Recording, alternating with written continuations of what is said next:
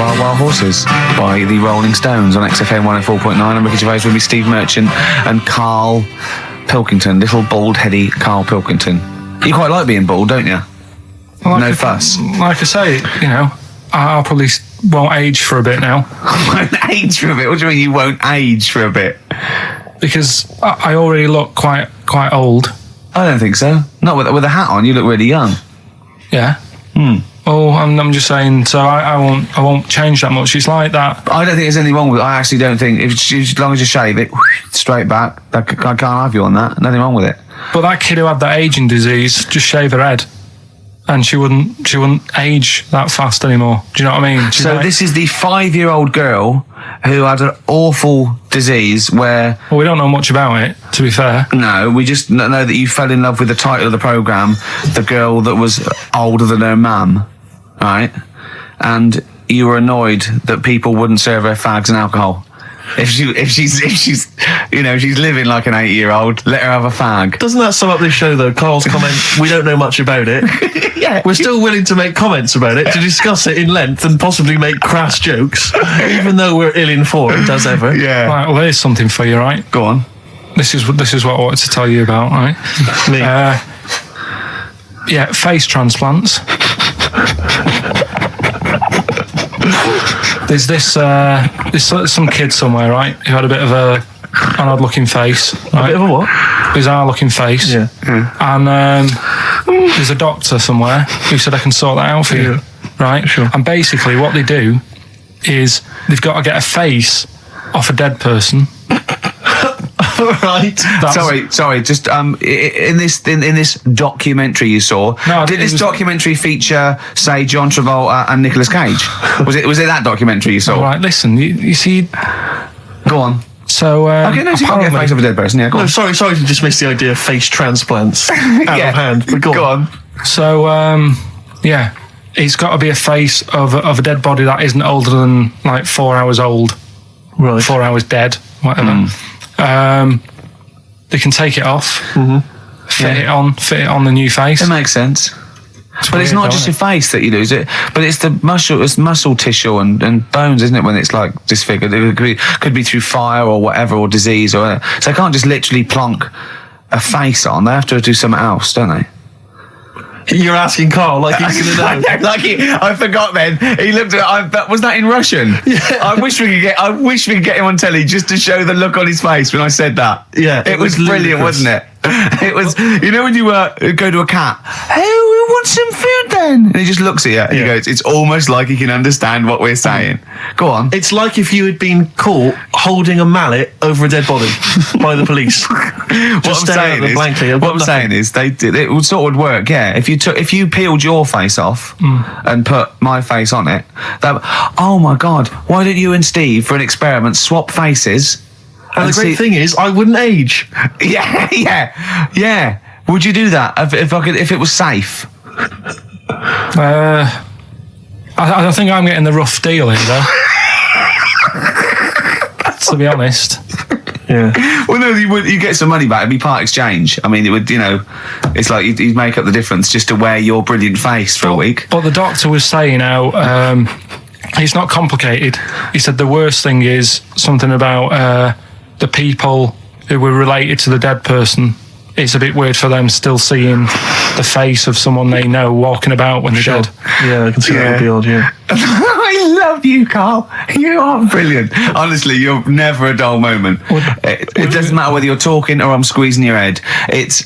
I'm never bored. I never go, oh, that's enough, Karl. Do you know what I mean? I got battling tops, I got bored. It's like computer games. You think it's the best game in the world, and someone goes, how are you getting on with Tomb Raider? You go, oh, I don't play it anymore. I go, how's Karl? I go, he's brilliant. He's brilliant. I was squeezed yesterday. I was squeaking in his face. I got him down to the ground. He said this. He said that. I'm never bored with you. Do you know what I mean? It's brilliant. I'd like to rent you out to people. See me, I'm different.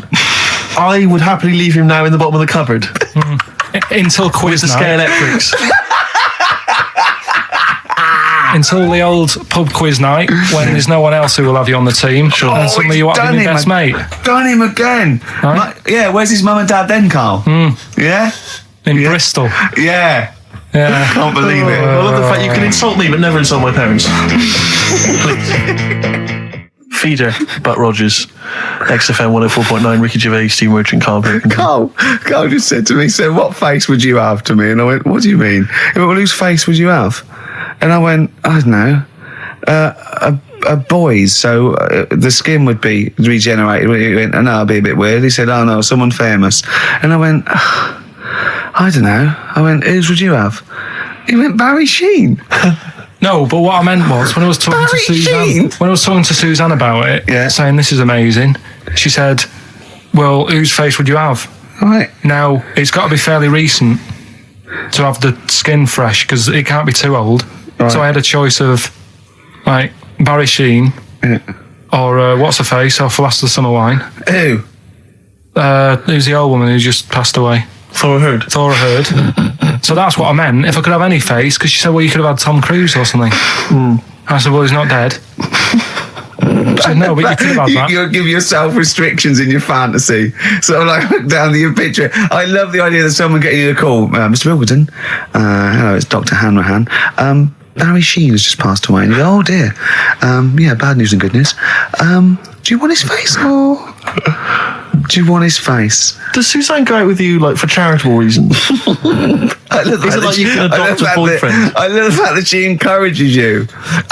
She was saying about Tom Cruise, and I was like, oh, you know, she said, you know, he's not a bad looking fella or whatever. So, well, what she's saying is, Carl, is there any chance you could go and get a different face? Maybe something like Tom Cruise would be good. But then I was saying, right, first of all, he's got to be dead, and he's not.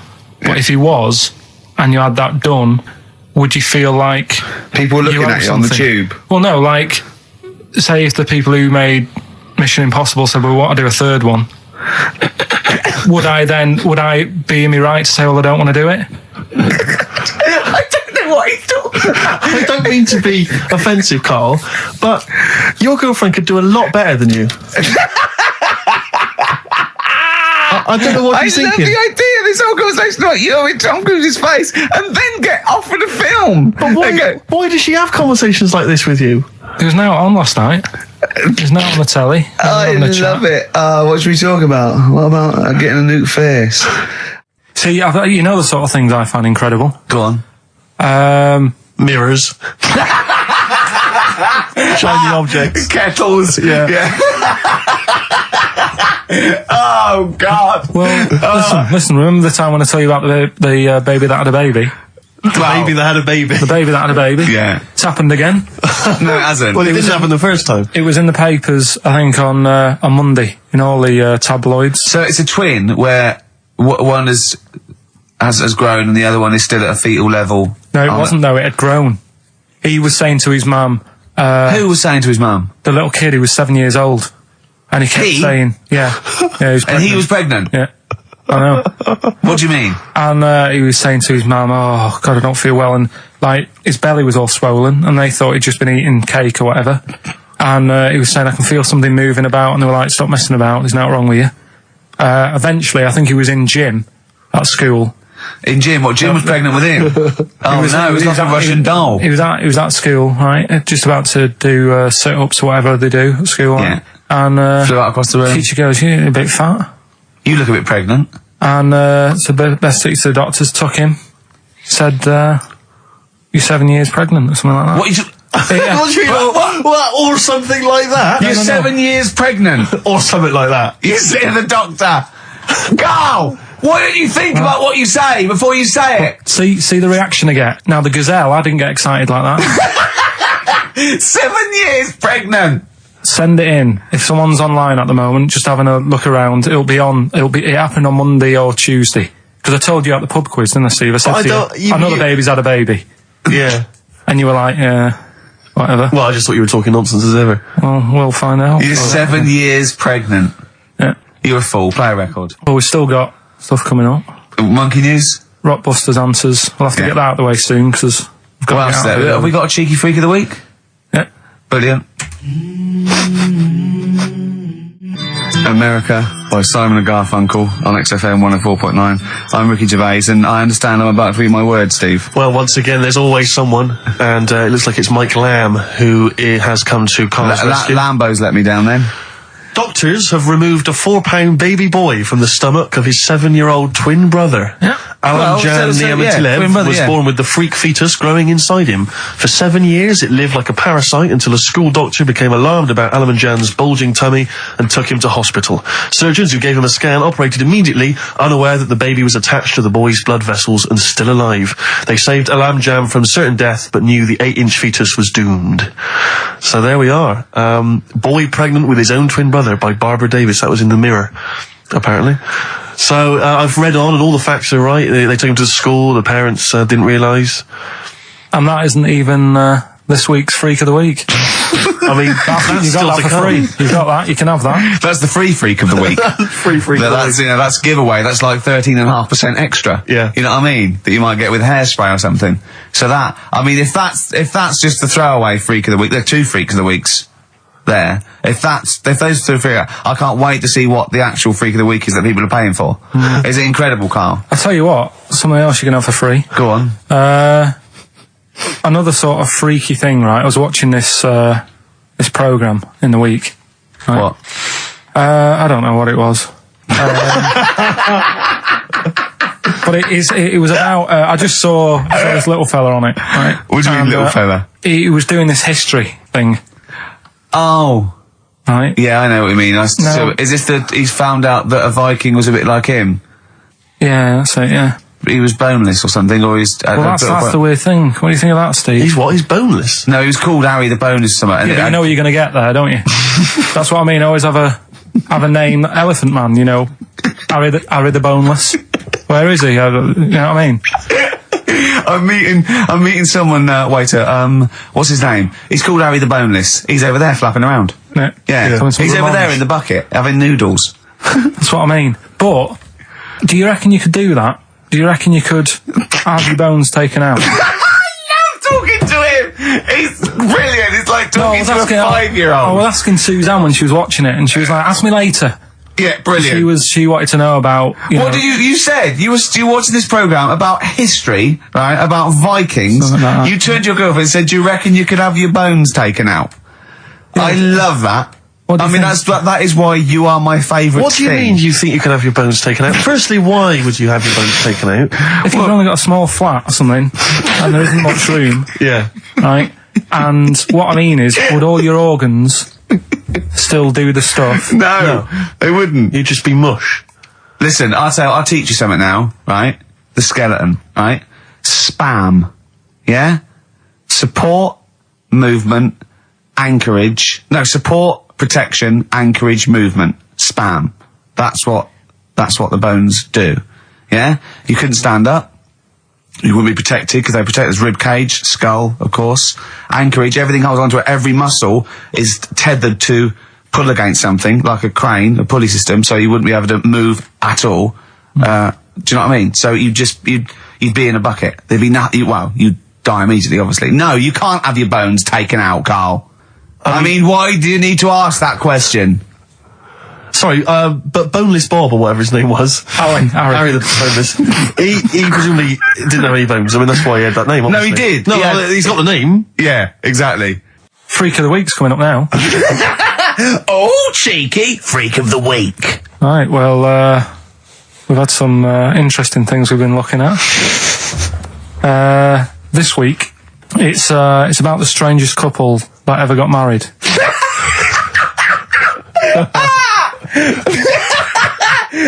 and we've had 2 sets of chimps, so it's stranger than that. Oh, it's not Dale Winton and Neil McAndrew, is it? It's not your parents, is it? Well, we're going back again to about, I think this is about 19... something like that. 1940. Yeah, whatever. Yeah, whatever. Yeah. Strangest couple, a fella, right? He had skin of a lizard. He had the skin of a lizard, okay. And the woman who he Which married... he used as a condom. The woman who he married. Yeah. Airiest woman ever. Right. And that was their act. They used to tour the world, and they'd say, it's like, a couple who've met, they're having a great life. Let's get them out on stage, here they are. And they'd what do you mean he had the skin of a lizard, first of all? That's what it said. He had some sort of some illness. So he was called Lizard Man, and you like that because it was good description. I thought that's good. I'm here. Hello, dude, we booked a table for 2. Who are you meeting? I'm meeting Lizard Man. Oh, he's over there. Yeah. You know he is, right? Yeah. I'm meeting the hairiest woman in the world. She's over there. Yeah. Yeah. So what did they do for their act? Now, bear in mind that we had some Siamese twins last week, and their act was having a bath. yeah. So I hope it's an improvement on that. What did Lizard Man? He came out and ate some flies, did he? I don't really know. I just think they stood there and that.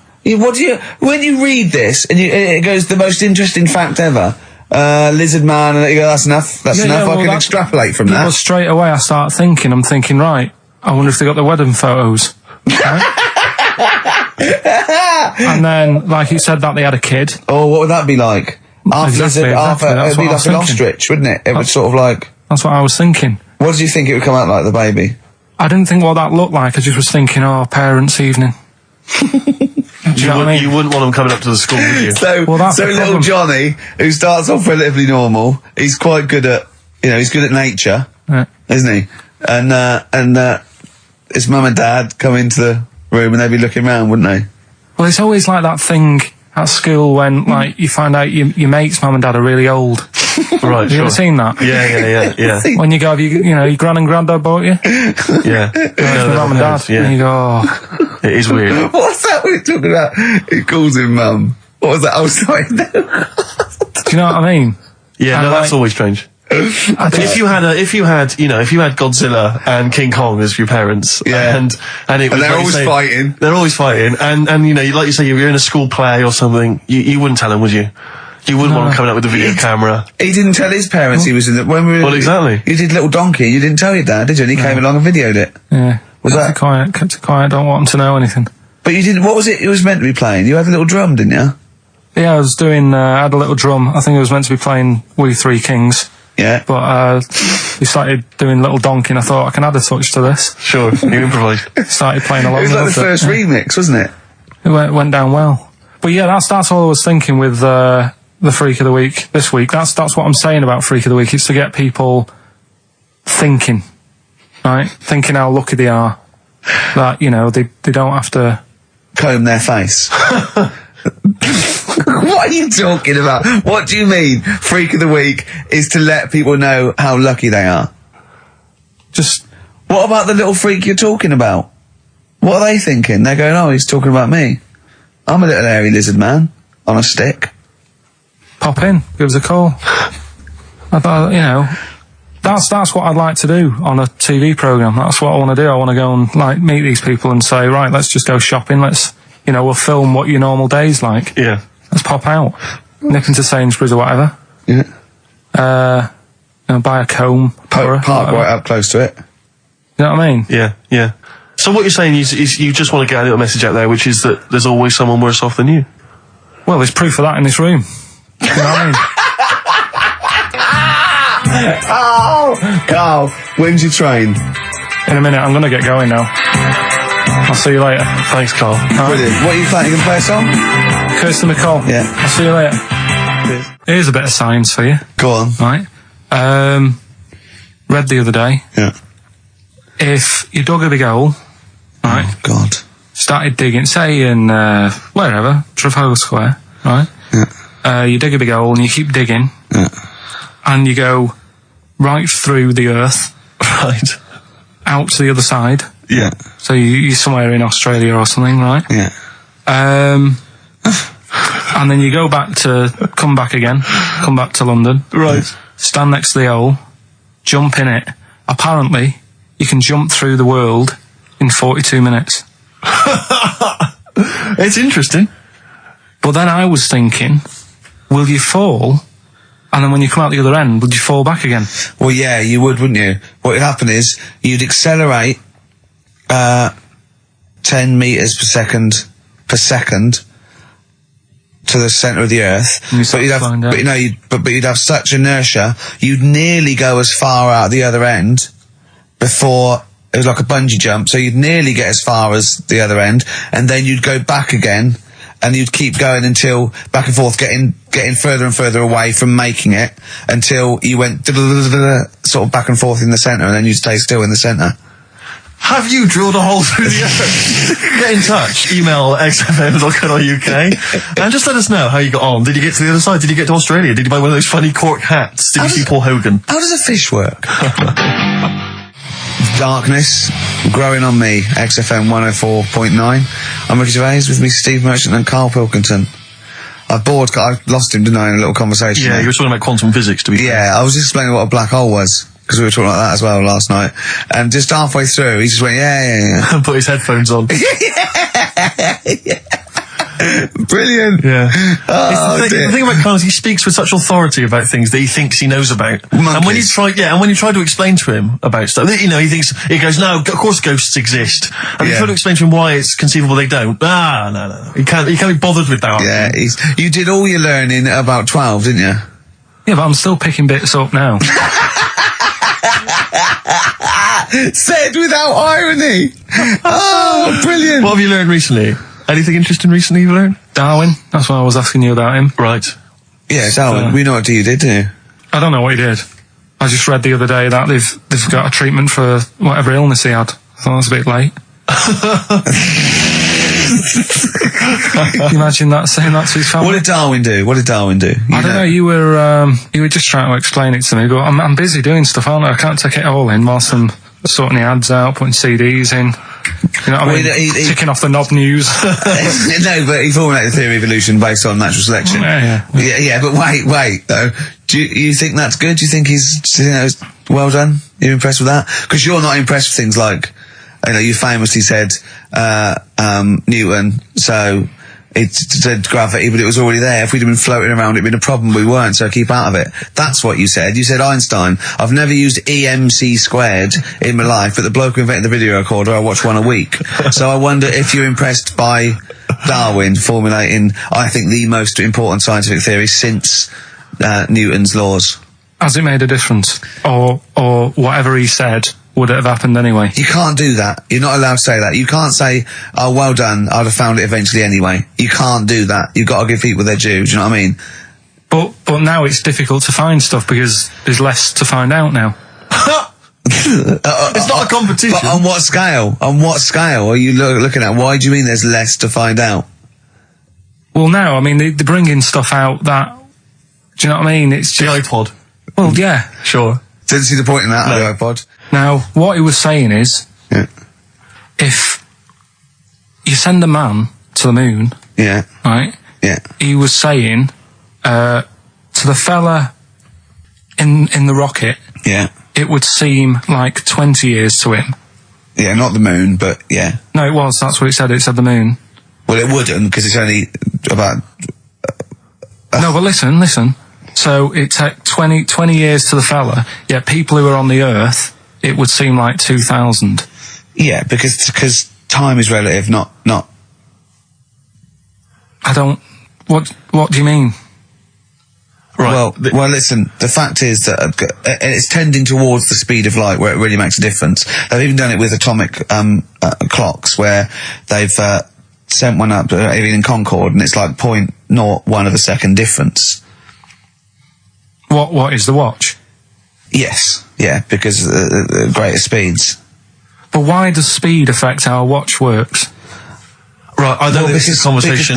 speed is... Sorry, stop. Just stop for a moment. Steve, right. See what I've done? I don't think this is a conversation to be had on a Saturday afternoon on a radio show. But I'm just saying, though. It's not me, is it? It is you. You went quiet, Steve. No, because... You're having problems Because I'm not going to be able to explain it to you. I will explain it to you in a light, frothy way. It's speed equals... Basically, velocity equals distance over time. When velocity doesn't change, and nor does distance, time has to. That's his theory. Yeah? We just got What's your point then, Karl? What's your point? I'm just saying... because you don't understand it's worthless. I was trying to explain to Newton that basically formulated the laws of the universe, the 3 laws of the universe. Even playing snooker, I'm trying to drop something. I was going, well, equal and opposite reaction and all these sort of stuff, right? And he was going, what did he do apart from the apple on his head with the gravity? And I went, well, what do you mean? And he went, well, why was it a problem? If we had been floating round, I'd have called him in. But since we're not, we don't need him. Yeah. That's what he said. Play a record. Yeah. You're a buffoon. So there's these 2 new kinds of frogs, you said? You're joking. What? And a monkey had a hat. The monkey had a bicycle. I Believe in a Thing Called Love by The Darkness on XFM 104.9. Last show, possibly the last ever show. It's up to the K-Man, little Pilky, Baldy Pilky, little whingy Dimmo Manco, as he's called his Latin name, Dimmus Mancoid. All right, Carl? All right? You're going to miss this, aren't you? Nope. Right, Steve, something they do now, right, they've got to do by law when you're buying, right? I was looking at one in London, right? It's haunted. They've got to tell you now. Right, don't talk shit. I'm telling you Play now. a record. I'm telling you now. Yeah. There's no such thing as ghosts. That is ridiculous if that appears on a legal document. Right, if there's anyone who sells flats and does that for a living, yeah, right, email in, because I'm telling you now, that is a fact. She sort of dropped it in. I said, oh, nice feel here. And she said, yeah, well, that'll be the ghost. Just dropped it in, that's all they've got to do. And then I was like, what? And they went, oh, yeah. That's what I've got to do, is it? So that's the legal thing. Did you drop it in? So in court you go, did you drop it in? Yeah, I dropped it in. Play a record, you're an idiot. We were educating Ricky earlier, Carl. I wonder if we should resume that as the clock is ticking away. All right. You got 2 bits of info that you could be leaving the building with today, right? You've got where there's a will, there's a way. Yeah, I have that one. They've brought out this drug or sort of tablet or something. Yeah, you've got to do it then. Yeah, go on. Carefully researched. Yeah, brilliant. Which means like an 8-year-old woman can have a kid. What do you think of that? No, it doesn't. What are you talking about? You can inject a woman with something, 80-year-old, and it means, she's got more time on her hands now and that. It's better to have a kid. She can have a kid later on in life. I just realised where there's a will. Yeah. Very good. Very good. Right, well, let's just move on from that because it's clearly drivel. No, it's not. I think it's a bad idea. Of course it's a bad idea. Well, I'll even give you that it's true and possible and might even... It is true and possible. Okay. It's not even recent. It's like a few weeks old. Yeah. Okay. Well, it's terrible. No, you shouldn't do it, yeah. All right, what's the final educating, Ricky? So far, I'm not impressed. Get her a cat. Yeah, get her a little Pekingese. Don't let her have a child. Yeah, but it's meant to get you thinking, like you're saying, well, she shouldn't have a kid. By the time he's 5, she'll try and pick her up and her arms will break. Whose arms? Moving on, what's the next one? Would she be able to breastfeed? Yeah. And she'd be able to do it standing up while he was on the floor. Talking to nipples. Come on. There's a lovely juicy pair over there. Okay, I think that's the last show. People should actually phone in and speak to Carl and try and convince him. Forget that. Yeah, what's the number, Steve? Forget that. We haven't got time. Yeah, he hates answering it. We'll do it during the record. Phone in if you want to speak to Carl. If you know the number, call in. Try and convince Carl to kiss a little nipple. Don't want to. Yeah. Right, what are we doing? Are we, what's the last educating, Ricky? Come on. Hook, line and good thinkers. Brilliant. Okay, yeah, sounds good. Go on, what is it? They've found a lot of fish with 2 heads. What do you think of that? Well, don't know. What do you mean they found a lot of fish with 2 heads? Who has? They've been messing about, basically, these scientists and stuff, and they've said, look at this we can do. And they're making loads of fish with 2 heads. So actually, they can do it now, and they're saying, that's good, isn't it? Do you know what I mean? All right, play a record then. Yeah, but what do you think? I think if they can do that to fish, they should try and do it to you, and then at least you'll have 2 brains to work with. Yeah. And we might arguing. I'd love you arguing with yourself. And you end up you're walking on the street, but you're just headbutting each other. Just cracking heads in the middle. Squeezing fun you'd have for it. I wouldn't know what to do. I'd bang them together. It'd be like one of those knackers you used to have at the playground on the string. I'd just whack them together. I hit your head on the window, didn't I, to see what the noise meant today, didn't I? Yeah. Just if I had 2 heads, right, would I be able to sort of do shifts? Do you know what I mean? Say if this is a start or something, they're trying it out with fish and that with 2 heads. You'd be 2 different people. You can't think like you're one. It doesn't make sense. If you had 2 heads, you'd have 2 brains. You'd have, Well, that's all right. But say if we did the same job, well, we'd be doing the same job. Yeah, you could. So you could say, right, you work through the night. You'd take it in turns to do your job badly and moan about it. Yes, it'd be fine. He's giving it some serious thought. I know, yeah. And so's his other head. Yeah. But also, they're saying there's like a fish shortage, and I was wondering whether they're trying to make that better. Do you know what I mean? So yeah, it would. As the head is a bit you throw away, it'd be perfect. No, but when they do a head count like they do, That's what they do. They do like they count fish. They get a fish. Okay, just end the line. 1, 2. I think you're fine with 1, sir. Don't answer back.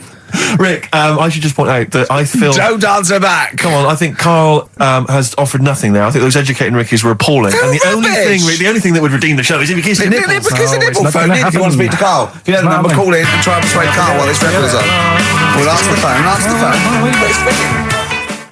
XFM 104.9, Matthew Sweet, and a song called In My Time, Ricky Gervais, Steve Merchant, Karl Pilkington. That's great, that. Yeah, just asking Karl some of these Q&A questions. This might be my idea of perfect happiness, being in a room with Karl Pilkington. Yeah. I just watch him look around. When you're talking, he looks at you, and it's like, you know when the owners say, it's like the cat can understand what I'm saying. Yeah. It's like he's on the edge of that. He's on the edge of that. You think he can. And I know he understands the words, but I don't think he understands the full impact. Whenever you say something to him, it might be some, a revelation or something. He always picks up on the wrong side. You go, well, that's not the important bit. Do you know what I mean? He always goes... It's a bit like having a 14-year-old French exchange student. Their English is not amazing. They roughly understand you, but they're trying to piece together what you're saying. Exactly. But it's great. You see, the thing about Karl is, and don't take this the wrong way, I like him because he's stupid, in a way.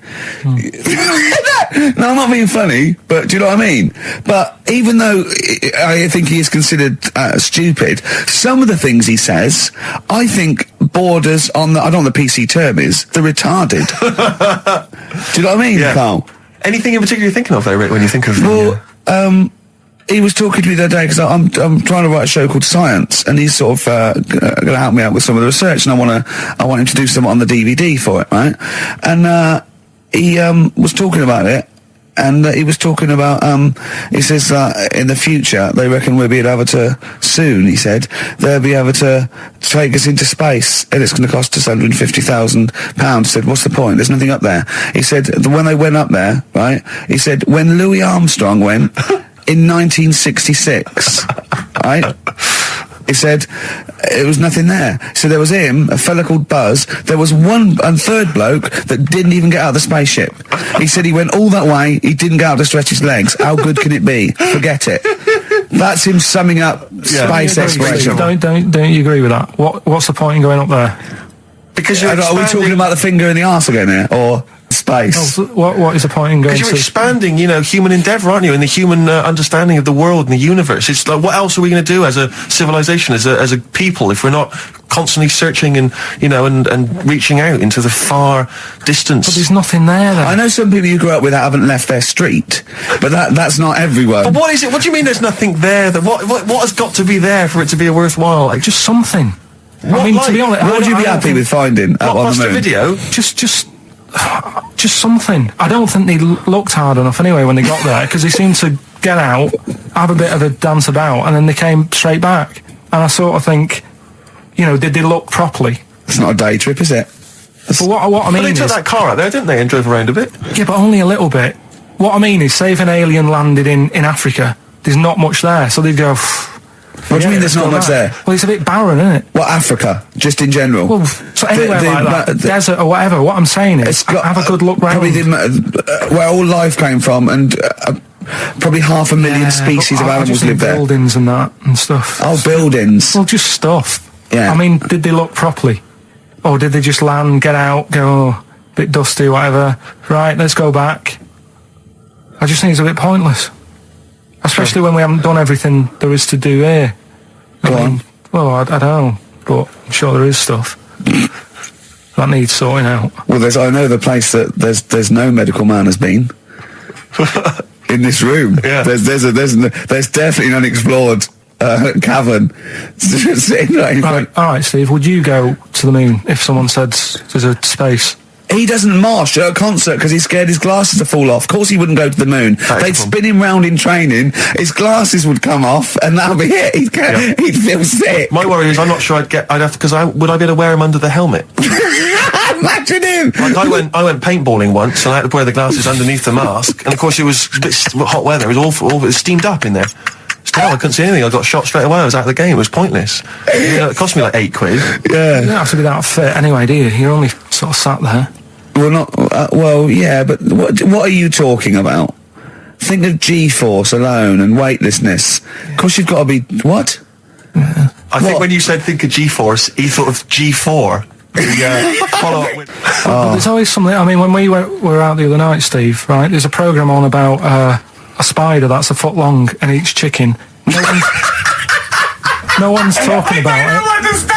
What do you mean? What do you mean? No, well, I'm sorry. I had to stand up because I thought I was going to explode. What do you mean? There's a spider that's a foot long and eats chicken. There was a program on about it about how there's this spider in the jungle or something, but I missed it because it was out. But no one's talking about that in the papers. To me, that's a worry.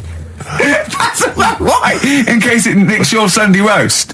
What do you mean? But if it likes chicken now, Rick, in like 2 years' time, who knows what it might I know, it move up the evolutionary ladder, it start liking Carl, then humans. I'm not bothered about the chicken bit, because I eat chicken, that isn't that shocking, but the fact it's a foot long, and no one's, it's just on a Thursday night, no one's talking about it. What do you expect, though? What do you expect from this? It's got its own PR. What do you want? What do you want this spider bee to be famous? Where is it? Where is it? It's in the jungle. It's not worrying anyone then, is it? It's not going to move. Well, why, it's not going to... What do you mean? What do you mean it's not going to move? Well, how's it going to get here? Is it going to get on a bus? There's waves and that, they come in bananas and all that. So, don't worry about it. So, I'm not, if you're going to be like that. Anyway, listen, we better line up Babushka. We better play that surely, because I know you need to analyse those lyrics. That's very important to you, I know. We've still got that cork hitting. Cork on their head's going to be great. We're going to put his little head down and really give it a firing. Sponsored by Lindauer Sparkling Wine. Refreshing. First of the gang to die, Morrissey, XFM 104.9. I'm Ricky Gervais, with me Steve Merchant and Karl Pilkington. Well, Karl, you failed miserably. The scientists stuck away. Right, one more chance. What's happened in the last couple of weeks? Just one more chance to... What have you seen in the last couple of weeks? Well, like I say, I don't really watch the news and that, so right. I can't tell them about that. But in a way, I think they're better off not knowing. I think that's the only good thing about being out there, isn't it? Not knowing about the bad stuff going on. Yeah. So I can't help them there. They don't need to look at the weather, do they? No, don't even. No. But tell you about the Pope and that. Yeah, you've pretty extensive. What about the EU Constitution and the no votes? What do you make of that? What are your views? What's the problem there? Oh, this isn't broadcasting, though, is it? This is nothing. Come up with something. Well, the fat baby, then. The fat baby that they found that was on the telly. Right. Well, what was that? It's just a little fat baby. That I don't know. It's just a little fat kid and that. What? Tell what? It was on the telly. But what was on the telly? You just said fat baby, fat baby, fat baby, fat baby on telly, fat baby on telly. You're meant to be telling them what's happened in the world. Tell me about the fat baby on telly. It's just they've found some. There's this illness called Momo, right? And they've just got this woman had a kid. It's really sad. It was on Channel 4 and that, right? And kid's born. You sure it wasn't Jimmy Carr? Kid's born and that, right? Momo? It's called Momo. Isn't that Black Music Award? No, right, little fat baby and that. And there's only 3 of them in the world. These little fat babies. Right. And so one of them... They're in danger. How fat? Are you not telling... What do you mean? How fat are they? 6 stone it was only 2. And there's 3 of them in the world, and there was this one, and there was one in Brazil. Are they endangered? Is that the problem? Because there's only 3 of them in the world. I'm a bit worried. Is it like a conservation campaign? They're hunted for their flesh. No, it's sad. If you, I know it's easy to joke on that, but if you've seen it, you'd go, oh, it's a bit sad and that. Well, I haven't seen it, and I know nothing about it. Well, I've told you, there's 3 of them in the world. Okay, what else was on telly? Something I watched the other night, that was just good. Again, you know, I learn stuff from the telly. I don't watch the news. Well, you don't learn stuff from the telly. You told us there's a fat baby in the world. Forget about them. There's a spider eats chickens, and there was a fat kid. Forget them in Iceland, right? Yeah. We'll give them Rockbusters later to do, right? Iceland! But what's her name? I'll tell you what is interesting, Steve. I didn't know that much about it. Autism. Okay. Oh, good. With some more entertaining stuff on XFM 104.9. Just to cheer up people. Go on, End. What? Go on. No, right. Have you heard about it, Steve? What Autism. It scares me to death when he comes up, when he touches on a serious subject. We've been talking about wheeling a dead pope round, the Chinese don't age well, and ginger people are hated. And now we're going to touch on a really, I mean, my heart's in my throat. Go on, Carl, then tell me your insights to autism. Right, well, there was this, again, Channel 4 coming up with some good stuff at the moment, right? It might have been Channel 5. But what's the name? It's the attention span I like. Oh. These people who they've got like this autism thing going on. Yeah. And they sort of take in a lot of information. They get sort of they get so into it that they know everything about that subject and what have you, right? And there was this lad who he knew everything, right, about EastEnders. Right. He sort of the cameraman was saying to him. So, you know, why EastEnders and that? And he said, I don't know, I just like it. And he said, I remember when I first watched it was a Thursday, it was 5 to 8, Pauline Fowler walked in, she had a pink jumper on, she said, all right, love. And he remembers everything from that moment on. Yeah. Right, and everything, which is great, but then the way the programme was making out, it was almost like they were saying it's a disability. Right. When in a way, it's more like a superpower. Sure, like Rain Man. But if you can take it's Rain Man. No, he has special autistic powers. Oh God! We must send for Rain Man. I don't know what to do. So I don't know what to do. So he would be a great contestant on Mastermind. So if autistic Mastermind, he'd be what I'm saying is, don't be watching EastEnders though. Sort of, why didn't they give him an encyclopedia and say, get into that? Sure. That'll be useful. Yeah. Keep him away from EastEnders. Wasting his time there. But I don't think it is a disability. No. Yeah, there are other things, and they're not. It's also autism is a matter of degrees. From what I know, and I'm sorry to have to do this, but I feel that I have to at least be the voice of reason, as ill-educated as I am on the subject. But I think there's degrees of autism. I think some are higher performance than others. There's other issues with it. It's not they're just got good memories. They don't go around doing tricks for people because they can remember stuff. There are other issues with it. Do you know what I mean? Well, I mean, they seemed a bit... You watched the programme, what did you learn? That he knows when Pauline Fowler came in? Yeah, I mean, there was other bits where they couldn't control their emotions and stuff. Oh, that other little bit, yeah. But the main bit of it was he can soak up information and stuff, and I'm just saying, it didn't seem really bad. Do you know what I mean? There's disabilities where people say that's a bad disability. It's like how people say about... This is brilliant. This is just like this is amazing to be in a room with this man. It's incredible. You just wind him up and listen to what comes out. And I'm going to sit back now. I'm not going to defend you or explain anything. Just go on and tell me about the other disabilities that are worse. No, what I mean is how people can sometimes easily get mixed up. How people are scared of like a cyclop. When at the end of the day, he's got a disability. A bloke Who's scared of a cyclop? No, it's apart from Jason and his Argonauts. Where's this cyclop that you're scared of? No, I'm just saying in history and in books and that. No, not in history. History happened. Yeah. What are you thinking of? You're mixing history with Greek mythology and Roman mythology and every other type of mythology. What do you mean? There wasn't really a giant cyclop that went round picking up ships and throwing them around. That's not history, Carl. Do you think Batman's history? No, but it was ages ago, wasn't it, when we were sort of forming... No, I'm not saying it didn't happen ages ago. I'm saying it didn't happen. Well, he might have done. What's so ridiculous about a fellow with one eye? In the middle of his head, and he's big and scary and lives in a cave. Why is he scary? Because if he had 8 eyes, I'd be scared of him. At the end of the day, he's got a disability... we'll talk about it in a bit. Forward Inc.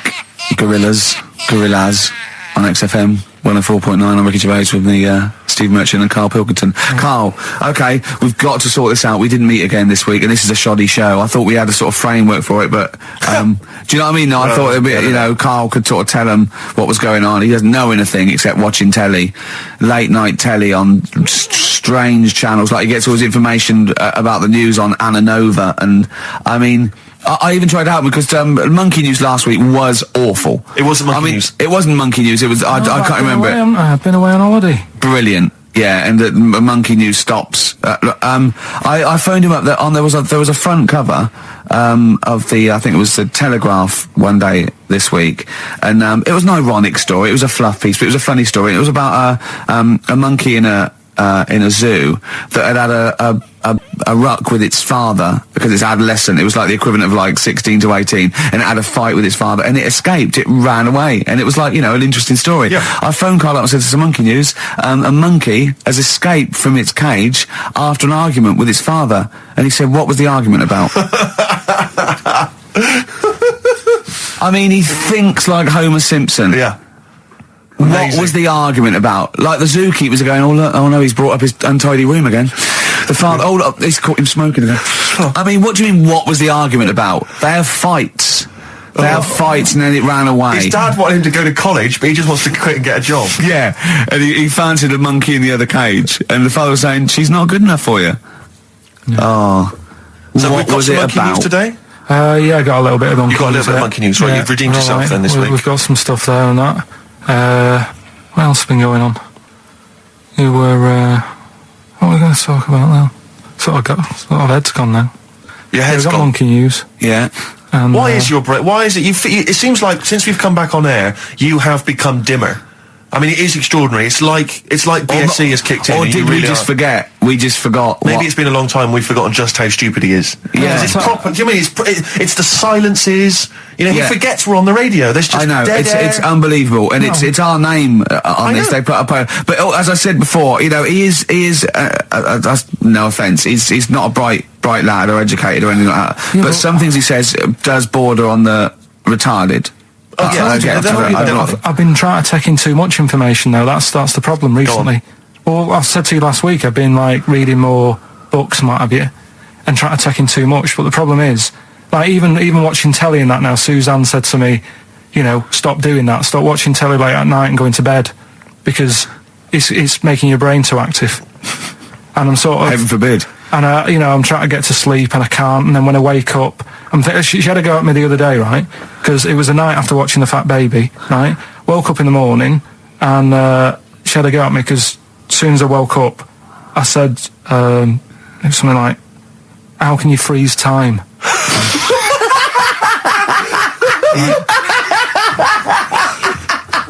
And she said, "Are you going to say good morning or whatever?" I'm gonna burst! Just imagine it, right? It's like the sun comes up through the window. Oh, she's right. Carl's like that, his little head. His eyes open, he goes... One of those floppy night hats. How can you freeze time? Oh, God. Well, it's because, like, whatever, the night before I might have heard that on the news or whatever, and it's just been sort of whizzing around my head. Sure. And, it was a big debate. I think have they found a way of doing it or something? What are you talking about? They've done something about freezing time and all that. See, this isn't information. This is nothing. That is nothing, that. They've done something about freezing time. Imagine Jeremy Paxman coming on, going, "Well, the issues tonight said something about freezing time." It's you think before you talk. No, but I don't worry about how to do it. I just think about what effects that will. Oh, they haven't asked you to get involved? Well, this is what I'm saying, though. You can't explain it. It's a tough thing, isn't it? But what's the point in me worrying about It's not a question. Do you know what he said to me the other day? This is unbelievable. This is one of the most stupid, incredible things I've ever heard. He was talking, and he suddenly stopped, and he was thinking about it, and he went, "Oh," I don't know what, he went, "You'd never see a black ghost." Extraordinary. True, though, isn't it? I've never seen a ghost, full stop. There are no ghosts. There aren't ghosts. No, but I mean when you just see them in, like, magazines and that. Play a record!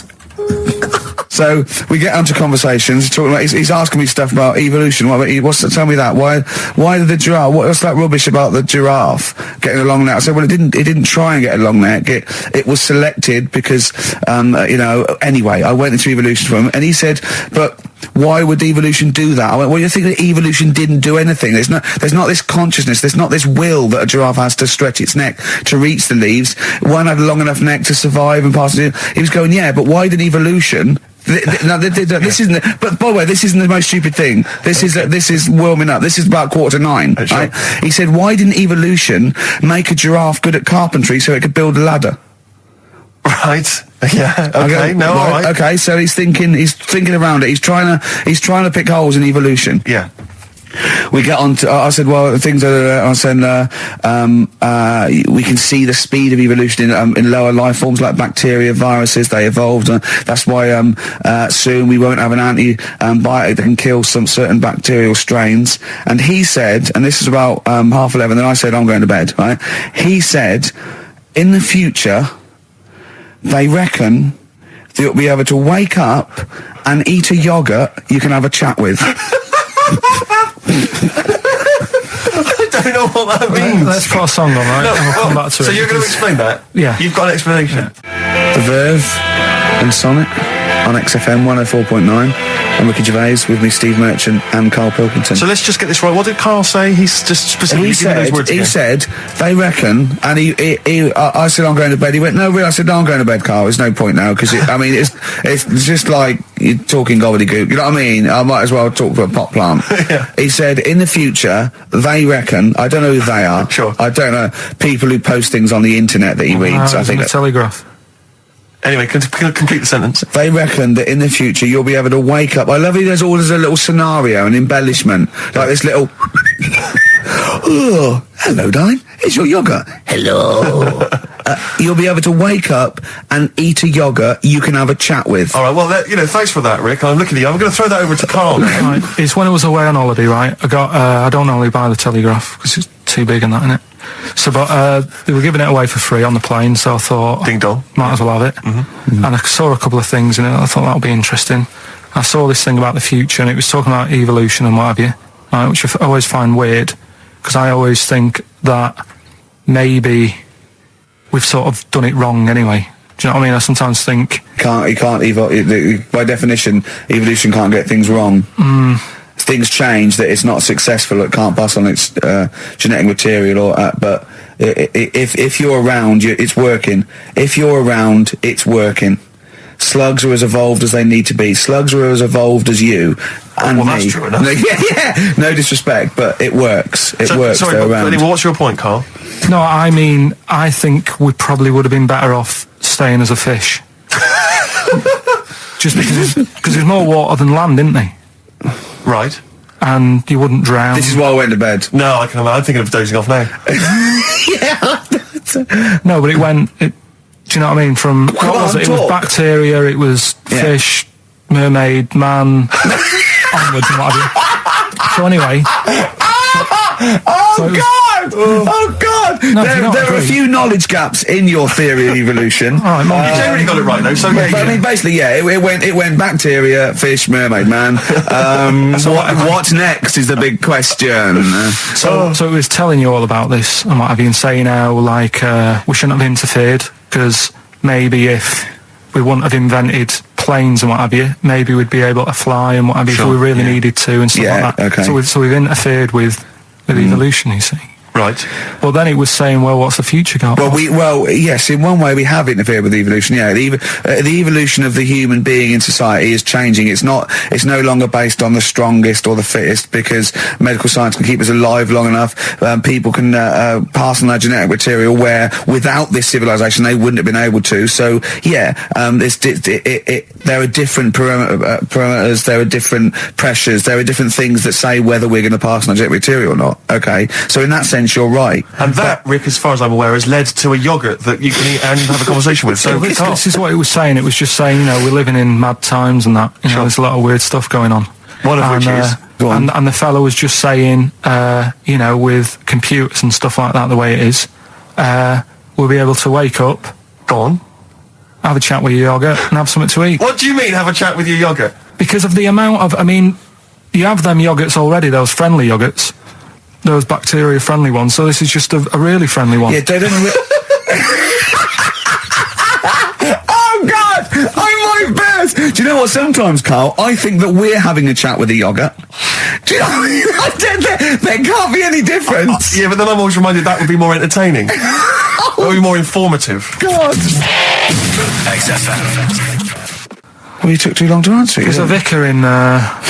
Australia who started sort of doing his services and all that in nude. Hot, isn't it, out there? Yeah, where'd you get the churches aren't. Churches are pretty cold. It was on some website. Of course it was. Yep. Just saying about a vicar and that who's there's a lot of nudists and that who want to get married. Do it, don't mess about with the wedding dress and that. Just snip up. Cheaper, isn't it? Well, I suppose it's so. I suppose if you believe in God, you believe that that's the way to be in it, because Adam and Eve and that. Yeah, but then in Adam and Eve, the shame made us dress up, didn't it? Yeah. Eating the apple and things. Yeah, but God didn't want that, did he? No, he wanted to see it all. He was loving it. He was having a whale of time getting a life full of all of that, and then the snake said, cover yourself up. Stitched him right up. Yeah. So if you believe in God, which clearly I don't, do you believe in God, Carl? Don't know, I don't really worry about it. It was ages ago, wasn't it? So, if it's about, whatever. Not that bothered. Adam and Eve's pretty interesting though, isn't it? It's not, well, how is it interesting? He made man out of dust. Then just because he could, he's having a laugh. Then he made her out of one of his ribs. Again, he'd like to vary it a little bit. Then they had 2 sons, which gave rise to the entire human race. What was going on there then? What would have happened if they didn't get on? That's interesting. Sometimes with pandas, they don't fancy the other one, do they? They go, well, that's my choice. One. You've brought me one panda from Lisbon Zoo, and I've got to shag that. What if I don't fancy it? What if they bring in a right slapper? Do you think what if it's the equivalent of like Love Island, whatever it's called? It was like Celebrity Love Island. Yeah, and they're going, I am not shagging that slapper. Every panda in the world has seen that dirty old mott in magazines. Why am I meant to mate with it? I've got some dignity. Are you talking about Adam there or Panda? Was that? Either is fine, I suppose. No, do you pandas. think that Adam had any say when God was making Eve? Was he saying, "Can make the boobs a bit bigger, would you?" And I'm a blonde guy. I'm into blondes, really. I mean, I don't know. Did he have any input, or was it just? I don't know. Well, I suppose it was one of his ribs. I know, but it's probably restricted. You go, well, I'm working with a rib, Adam. Give me a break. There's only so many things I can do. Well, he was probably in kind of intensive care, wasn't he? With the whole. They go, well, I can't just keep making the boobs and things bigger because their legs will get short. I don't mind short legs. Yeah, make the legs longer. I don't mind no legs. As long as the boobs are sizable. I'll tell you what's weird though, Steve. Right? Everyone's heard of like Adam and Eve. Yeah. What's the surname? Yeah, where'd they get their post from? Unbelievable. Wild Horses by the Rolling Stones on XFM 104.9. Well, I think the listening public would have enjoyed Knob News there. Oh. So, I mean, there was a lot of Knob News this week. I was surprised. I would have thought it would be hard sometimes to get Knob News together, but... I would have thought it would have been part of a bigger news programme, but, I mean, I don't think we'd dedicate a whole sort of, like John Craven's news round. Yeah. A whole 5 minutes to knob-related news. Yeah. There was other news, was there, in the week at all? Carl, it wasn't just all knob-related, you didn't just research. No, they're the ones that sort of stand out. There was Christ on a crisp. Right, what's that? That's obviously a crisp that someone vaguely thinks looks a bit like Robert Powell. Yeah. Yeah, what a load of twaddle, yeah. There was a bloke who can blow up balloons using his ears. What do you mean? Look at him. Well, it's all connected, isn't it? That's, you're just redirecting it, aren't you? Pointless, though, isn't it? It is pointless. No, I'm sort of downplaying it like it's no big deal, but it is pretty impressive. It's not. When was the last time you blew up a balloon? Oh, I don't know. That's what I mean. It's not needed. It's not impressive. That's what I mean. That's why. But you could say that about any form of sort of like bizarre entertainment. I don't think you have to hang yourself from hooks. But a lot of people go and see Jim Rowe Circus. I mean, I wouldn't. I don't see the. But would you go and see that? What a man blowing up balloons did? No. If it was a mate of mine, I'd go do that thing you can do. To a group of new friends, I go, all right, then I'd get on with it. To me, it's below an average card trick doing something like that. Apparently, though, he does make balloon animals with his penis, so... which is pretty good, isn't it? Him up with his ears. It's always a snake. It's a little snake. I go, yeah, well done. Back to the news. The Kinks, Better Things on XFM 104.9, Steve Merchant, Ricky Gervais, Karl Pilkington. But do you know this, we're talking about the leech thing. Sure. Right. You're saying put them in a blender. I'm not saying that. Well, someone did. Yeah. Why were they doing that in the first place? Do you know what I mean? How did they find out that if you put leeches in a blender? I don't know. They probably kept notes. I don't know. No. But what made them? Were they just having a laugh? What made them go? Yeah, was it a party? It was a couple of 40-year-olds. They were at a party. It was a couple of research scientists. They'd been given £1 million, and the boss was coming around to say, "What are you doing?" And they were just making a smoothie, and they went, "Quick, Mr. Yakamoto's come round, throw in some leeches." What are you doing? Just leeching. Just feeding these leeches to some other leeches. All right, well, that looks like science. I'm off. Well, that's what Here's another £1 million for next year. Bye. Yeah. That's how they work, though, isn't it? A lot of these scientists. That's exactly how they work. I'm just saying they're getting away with murder. Go on. Well, just the way they do sort of spend. And you can't say anything in front of him because everything's got a point with him. You can't have a conversation with Karl because he always puts in a curveball. You tell him something, and the question comes back that you never could have expected. When I told him that story about the monkey who'd run away because he had an argument with his father, he said, "What was it about?" No one in the world thinks that. No one in the world would ask that question. The leech thing. You know how you said. Show the leech the way to its better food, whatever it's eating or whatever, in the maze, right? Yeah. It makes its way, right? It eats the cheese or whatever. Blood, right? And then you give it... Everything's a cartoon with Karl as well, isn't it? Everything is a cartoon. It's a leech with a little hat and a little baby bell at one end. But what happens if you got another one and move the bit of blood, right? So, feed those two leeches to one, then is it going to get confused or... Do you know what I mean? Which way will it go if it's eaten two leeches that have done two different ways? Yeah. Is it sort of stressed out? I don't know. It probably knows both routes. It probably goes, well, there's one over here. Oh, there's one over here as well. I'm happy. I've had two for the price of one. Right, and I'm full of leeches. Then what's the best that can happen for? What are you talking about? What do you want out of me? Because I'm just saying, if by doing that, they can go right. We can do this. We're humans. What do you mean? What do you mean in the name of Christ? What do you mean? All I'm saying is, what's the point in doing it? What do you mean?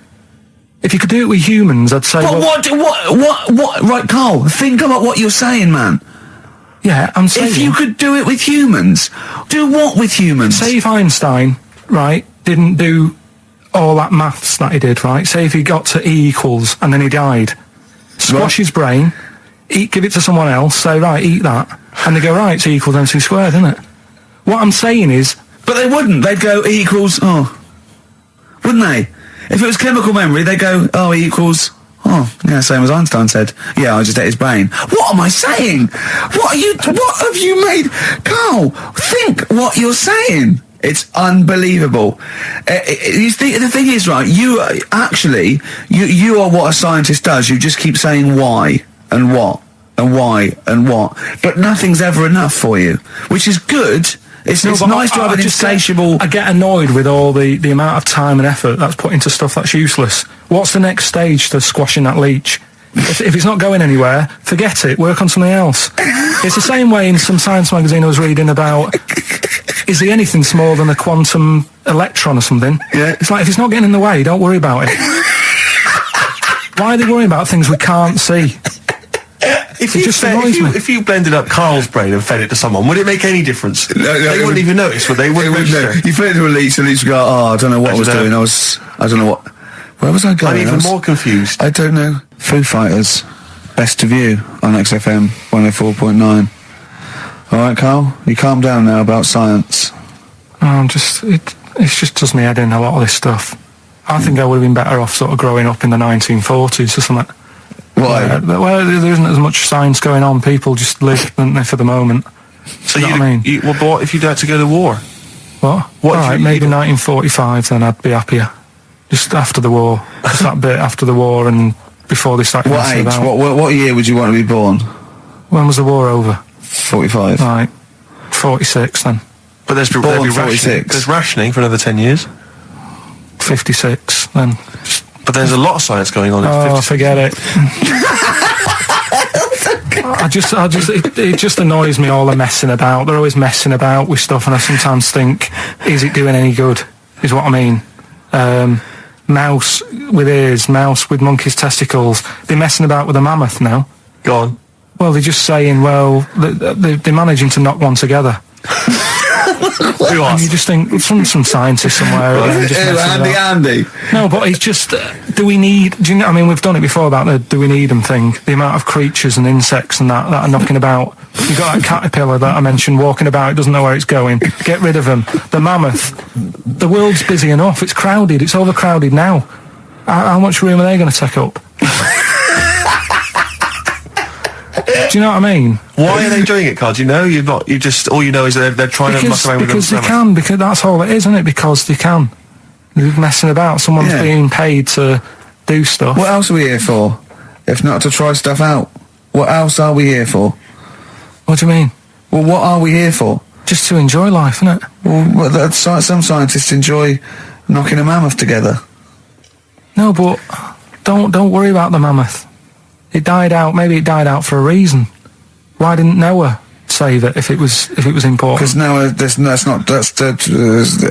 what do you mean? Noah's not true, is it? Well, I don't know. There might have been some truth in it. What truth in it?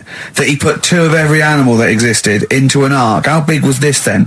Why didn't they eat each other? Yeah, I know. I'm not saying. Imagine the noise, Carl. Yeah. No, trying to get a bit of kit there. There's points to that where I go, that didn't happen, because where could he have been where there was a hamster and an elephant and a crocodile? Where was he? Do you know what I mean? But none of it's true. What bit do you believe? What do you mean? It got a bit wet. What are we talking about? The mammoth or the... No. What is up with you? No, it's just that we had a lot... seriously, have you got brain damage? No, it's just that we had a lot of topics going on there. I just don't know which... we were talking about Noah. And then you suddenly go, I know where did we... What? The mammoth or Noah? What? What you did, none of it's true. What? Think of it. Oh, God. Think of the first thing. Build an ark. All right. Could I just clarify, what's an ark? It's a big boat thing. Right. I've never had any experience of carpentry. Just build a big boat thing. But I don't make... Just have a go. Don't worry, you'll be all right. I'll make sure it's all right. But once I've built that, I mean, how big shall I build it? What am I... Very big. It needs every animal. 2 of every animal. Go on. Every animal. I mean, the boat building, fair enough. I told you to make it big. Right. Don't worry about the fish. They can swim. Okay, but so all what's the birds. Get the flightless ones, though. They're drowned. Get the flightless ones. They would not the penguins. They're flightless, but they can swim. But all other animals... I should be writing this down.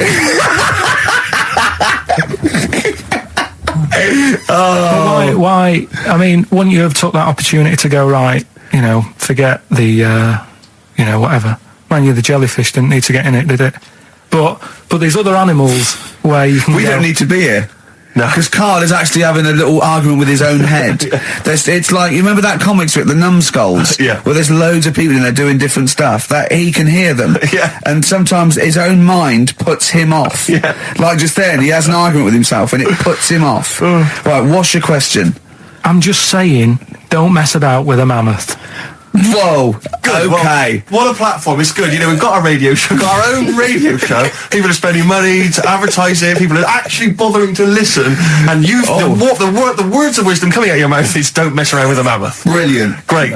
No, but just going back to... You sound just like Bob Geldof. I can't be bothered with this. He's trying to say... What can't you be bothered with? Just because I think I've got a good point. What? Don't mess around with a mammoth? That's not a point. Don't put your daughter on the stage, Missing Roy. What are you talking about? It's just that I think there's too many animals knocking about. 104.9 XFM. You all right? This is Karl, producer of Ricky Gervais and Steve Merchant. They're not about today. Ricky's on holiday. Steve couldn't be bothered. So I'm left here with all the DATs. That's a digital audio tape of all the shows they've done since they've been here over the last, year and a half or something. So we'll play you some of the best bits. All right, so here's the first bit. That blew me away, right? That the fact that he got the name, he got the number. Spooky bit, right? I'm walking home. I called you up a couple of times and I left a message on your phone because it was just amazing. Not only was he good at magic, but his maths was brilliant. No, well, that thing adding up to 42 was like, how did he do that? I mean, we didn't even make a big deal out of that. He said that to me. He said, all Carol Vorderman's got is the maths. Yeah. Do you know what I mean? Imagine him on Countdown. Yeah. He'd even know what they were going to write down. Do you know what I mean? So a bit of a wasted talent. I should see him again about that. I think so I get into my flat, right? And what they do in my flat where I live, they put the post in like these little pigeonholes, right? And I don't normally check them out. I leave it for Suzanne to do, right? Sure. But this time, for some weird reason, I thought, right, I'll check it, see if we've got any posts. Open it up. There's only this. A letter for Miss Harris. Yep. There it is, bona fide in front of us, a letter addressed to a Miss Harris. Well, does she live there? No, it's my address. She doesn't live there. Did she ever? Don't know. It doesn't matter. It's weird, isn't it? But we've never had. Normally, I think there was a guy who lived there called Yaki Shoki. Mr. 42. It was definitely wasn't an Harris, right? This is the first time we've had a letter for this woman. Yes. Right. But what are you claiming? Because Darren Brown himself admits that it is not paranormal, it is not supernatural, it is a trick. It's a trick. Is it? But he would say that, wouldn't he? Hitler said that. Play a record. Well, can we open this? No, it's illegal. No, but I'm thinking if it's a birthday card for someone's like 42nd birthday. Right. You can't open that letter. Go and put it back, or you cannot open that letter. Why not? You can't open someone else's mail because you think Darren Brown's supernatural. What if we steamed it open and then resealed it? No one would know. It's only a letter. You can't. You can, but I don't want any part of it. Carl, I think you should open it. No, you open it. I'm not opening it. It's against the law. You should open it then. We won't open it then. They won't send you to prison. Forget it. You'll get off. Cure? Yeah. Cure? There's no cure, no. I'm tempted to open it. Well, do you want to, Steve? There you go. No, I'm not going to open it, but I think you should, definitely. 6 Different Ways by The Cure from the album The Head on the Door. We've enjoyed that. The head on the door, Carl. Ooh, bit of a coincidence. Spooky, isn't it? It was only 4 weeks ago you were talking about a head and a door. Exactly. Has the door got a number on it? 42. Oh, dear. So we're not opening it? No. Well, I can't open it because as the producer, right? Oh, yeah, because your standing in society is such that they'd make a real example of you. Yeah. A producer of a tin pot radio show once a week. Yeah, he should know better. He can press buttons and talk at the same time. Sending down. But they wouldn't try you in an adult court. You would get away. You would get away with it. Just they'd hear you speaking for a little while, and the judge would end up squeezing your head and letting you off. It'd be like those people who train monkeys to break in. Do you remember down in South London? We talked about it in the past, and they were going around robbing stuff, and they trained them to do it. Yeah, I don't think those monkeys would have got in trouble. It would have been the keepers. So, I think XFM would probably take the rap. Will you open it? No, I can't be seen to open it. No, he's a writer-director. Exactly. So am I. I can't be seen to open it. I'll give it here then. Right, I'm having no part of this. That's against the law. But Right, I'm having no part of it. Open it. Come on, you've started now. Right. The thing is, right, if it's important, we can say maybe she's listening. But do you need to stress? What it could be anything. What are you going to say? We're going to say, oh, and if you are listening, Mrs. Harris, you have got gonorrhea. Call the clinic. Do you know what I mean? It could be anything. Oh dear. Oh well, I think my talk did well. Well, what is it? It's the number 42 on there. What is it? Can you say? Be careful. What? Let me see what it is. What is it? Dear Sir, Madam, your periodical dental inspection is now due. Would you kindly contact the surgery to make an appointment? Mrs. Harris, if you're listening, your periodical dental inspection is now due. You might want to contact the dental surgeon that you normally go to. She could have a faulty tooth. 42. 42. 42. I don't believe it. 42. 42. Oh my God. God, that Darren's good. Darren Brown's good, isn't it? Oh dear. Ooh, those boys can rock there. That's the Guns with All Their Roses and Sweet Child of Mine. On XFM 104.9. I enjoyed that. Yeah. That was good. It rocks. I hope the audience was playing it loud like us. Yeah. Ricky Gervais, Steve Merchant, Karl Pilkington. Well, look at him yawning. How rude is that? Carl, what's wrong with you, man? Have you been up late? A little bit. Girlfriend was away, wasn't she, yesterday? Yeah, I always have a problem with that. I always have, because you don't go to bed, do you, early? Do you know what I mean? You sort of think, I just always find that thing that if, you're used to living with someone, one of you will go, let's go to bed, then you'll go, all right. But when you're on your own, you go, you just forget to go to bed. I just stay up. Okay, stop eating now, Carl. You've ate all the food. That's just a plate. All right. Okay. Yeah. No, I stayed up and watched, there was a thing on about Dracula. Right. What, Dracula? And I found a flaw in it. Go on. Not the fact that he's the living dead and and drinks blood to stay alive and he doesn't reflect. And he can turn into a bat. Well, and you can go on. The mirror thing, you can't look in mirrors, can he? Well, he can look in mirrors, but he can't see himself in a mirror. Yeah. That still doesn't work. Go on. It doesn't work at all, Carl. It doesn't work at all. Well, centre parting's always really neat. His centre parting's always really how does he do it if he can't look in the mirror? Blood on the floor or something it was called. Rubbish.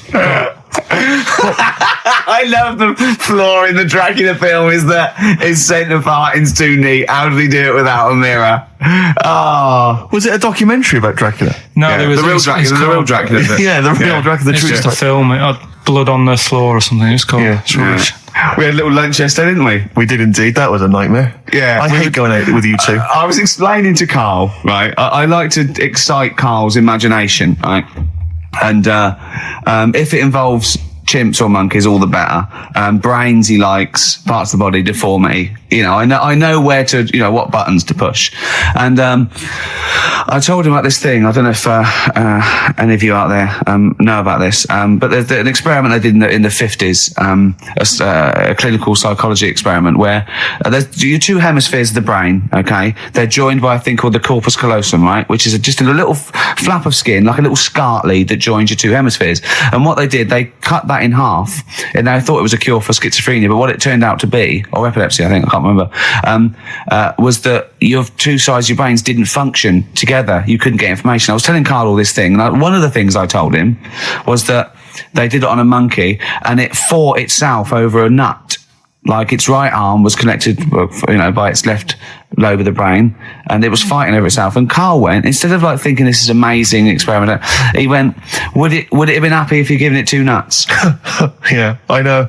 Well, you started off by explaining, and I remember you mentioned, because I was watching the two of you as you were describing it to me, you said, of course, one side of the brain deals with symbolism. And as you said the word symbolism, I noticed Carl drift away from looking at you, pick up his mobile phone, and start pressing buttons randomly. And I thought it was the word symbolism that got him. And I noticed it took you just a moment longer. And I think the first thing you said was, when did I lose you? Yeah, I knew I'd lost him. It's extraordinary. And he doesn't even try to disguise it. I said nomenclature at one point as well. Right, yeah. And I knew I was dicey with death there. Yeah. But I told you tried to look it up, didn't you, on the web? You didn't find anything about it, did you? The spelling of it's, what is it again? What's the word? Corpus callosum. Yeah, so I couldn't do it. No, there's no point. Yeah. Don't bother. Give up. Don't bother. Give up. So if anyone knows any interesting facts about that but yours hasn't been cut in half, has it, Carl? That would, again, might explain something. I'll tell you what we will be talking about later. I don't know if you're sort of aware of them, Steve. Go on. Bonobos. Oh, I don't know much about bonobos. I told him about he was looking for stuff. I said, put in bonobo. He was having no luck with chimp. And they're a form of chimpanzee, but they're even closer to us, evolutionarily speaking. They've got their social groups are more like ours. They're more intelligent, and he was loving it, weren't you? So is it human bonobo Carl? Is that how it works on the evolutionary ladder? Chimp Carl. Yeah. Talking about him. So we're talking about bonobos. You're excited about that? Yeah, That's coming up in monkey news? No, I think it's a bit of a monkey bonus. All right, XFM 104.9, Ricky Gervais, Steve Merchant, Karl Pilkington, not here. It's the best of. You've been voting in all week, sending your emails. So here's the clips that you wanted. Another holiday. Well, it wasn't holiday. Well, it was. You had 5 days off work. Why isn't it holiday? You had 5 days not working for a living. You know how many days holiday gets a year now? 29. Oh, that's more than teachers, isn't it? It makes me sick. It makes me sick. Well, I know the kind of hours you work, Rick. It's mad. I mean, if you're not in work by midday, you're furious. No, but I mean, I'm always... 29's normal for the normal working person. Yeah, but, you know... And anyway, it wasn't a proper holiday. I went to see my mum and dad. It's nice to see them and everything, but it's not holiday, is it? Why? It's not going away. It's not getting on a plane, is it? Going away. Oh, is that definitely a holiday? What happened before 1950? I don't know. People used to go... Yeah, exactly. People used to go to Blackpool or Brighton. That was holiday. Yeah, but I didn't Where did you go? Went to Wales. There you go. Lovely holiday. Lovely holiday. Have a holiday in Wales. That's what they say, innit? Come to Wales and have a holiday. That's what they say, innit? So come to Wales and meet your parents. Come to Wales and have a lovely holiday. Right. Well, anyway, it was good and that. It's always good to see him. Right? Yeah. But week off work. Do you know, like my mum likes gnomes and stuff. Yeah. Right. Of course she does. She's lived with one for 30 years. She said, get your dad to take us to this park where they've got 6-foot gnomes and stuff, right? Have a walk about. Sounds like a nightmare. Yeah. Sounds like a living nightmare. Keep an eye on Carl. So anyway, he stood still for 2 minutes. Someone bought him. No. You can't buy them and that. It's like a little exhibition thing, yeah. Right? And it's part of a hall, right? This big hall that you have to pay to get in. But we didn't want to see the hall. I just wanted to see the gnomes. Of course you did, yeah. So anyway, my dad says, yeah, well, we can get in there for free. Of course he did. Clever. Right? So we parked up on this little country lane, right? No one about. We How much was it to go in? Like £2? About £3 each. Yeah. But he said, well, yeah, but if you don't have to pay, do you know what I mean? You enjoy it even more, don't you, when you're walking about and you think, I've got this £3 in my pocket, no one's having it. Yeah. Right? No, looking over shoulder for a bloke with a peak hat saying, can I see your ticket, please? I wouldn't enjoy it more, no. Go on. Yeah, but you don't worry about it, do you? You got a bit of money now then, Rick. You've changed. So anyway, so we had to walk across about 4 fields. For £3! Right? And what happened was, we're walking through all these fields and what have you, big grass and muddy bits and all that, because it'd been raining, and climbing over fences and stuff. And we're in this field, right? And I look to my right, and there's about 30 cows all staring at us, right? And Suzanne started to panic a bit. She said, we shouldn't be here. Dad says, of course we can. We're allowed to go wherever we want. All this land, it's ramblers' rights and all that stuff. Yeah. And take a cow if you want. So, unattended. Serves him right for leaving him in the field unattended. I'm having one. And keep us fed for a week. Anyway, these cows start surrounding us. Surrounding us. Oh, brilliant. Oh, no. Face off. And Suzanne's panicking, going, this isn't right. We're not going to make it to the fence in time. They're moving faster than us, and he started sort of running a bit. Wow. And it's like some kind of bovine West Side Story. A gang of cows coming at you. Don't worry about it and stuff. But my dad had to sort of stand there and wave a stick at him. Of course. And we got away, but Suzanne was having a bit of a sweat on. Got away. Saying, we could have got killed. Sure. And my dad saying, no, it never happens. And I just wondered if it does, if there's a risk of... Yeah, it is rare, but there's been a couple of cases of being trampled by cows. They're not aggressive. They sort of run through you. Well, they're aggressive if they've got a calf. They do have kids. What? They had kids with them. Kids, yeah. That's goats you're thinking of. Yeah. Maybe they were trying to sneak into the gnome thing, and they were worried that if too many people did it, they thought some cows, we can just sneak in. No one's expecting cows. And the cows were going, walk upright like you're a human. Don't walk upright. They thought you'd blow their cover. Yeah. People have been killed by cows before. Yeah, that was like the highlight, and then... So when you arrived there, you were presumably covered in mud, looking like something that had just come from Glastonbury, staggering around this exhibition. It wasn't that bad. It was just like a woods, and it had like a funny sort of funeral, like a graveyard thing. Right. Yeah. With bodies sort of hanging out the ground and that. And we had these 6-foot gnomes. Right. And then we just set off again, walked back. But we're sure this wasn't a dream? No, it was good. And... called up Ricky. I said, right, are you about? Have a chat and that. So he said, I'll just come round. It's a nice day. Have a drink and what have you. So I got round there at about 6:30, right? Go up to his door, knock on his door, right? He stood there with his tackle out. Oh. Yeah, what did you make of that? What was wrong with that? What do you mean, what's wrong with that? Why were you looking at it? Why were you looking at it? I tried not to look at it. But again, you're always sort of attracted to it, aren't you? Kind of like... I've never been attracted to another man's tackle. I don't know what you mean. You can't help but have a little sly look. Especially when it's there. When you ring the bell, and I mean the one on the door, right? And that's hanging out. And does he dress to the left or the right? It was to the left, right? Yeah, it was left, yeah. Just popped it out of my shorts for him. Just popped him out of the shorts. Should have seen the state of him. Shorts on, no top, cigar. Looked like someone out of The Sopranos. It was a mess. Yeah. And then, we sat on the balcony drinking wine, didn't we? Did you pop it back in, or was it? Yeah, I popped it straight back in. I got the laugh. Sure. I got the laugh I wanted. Yeah. He walked in, he went, it's not that hot. Straight away, it's not that hot.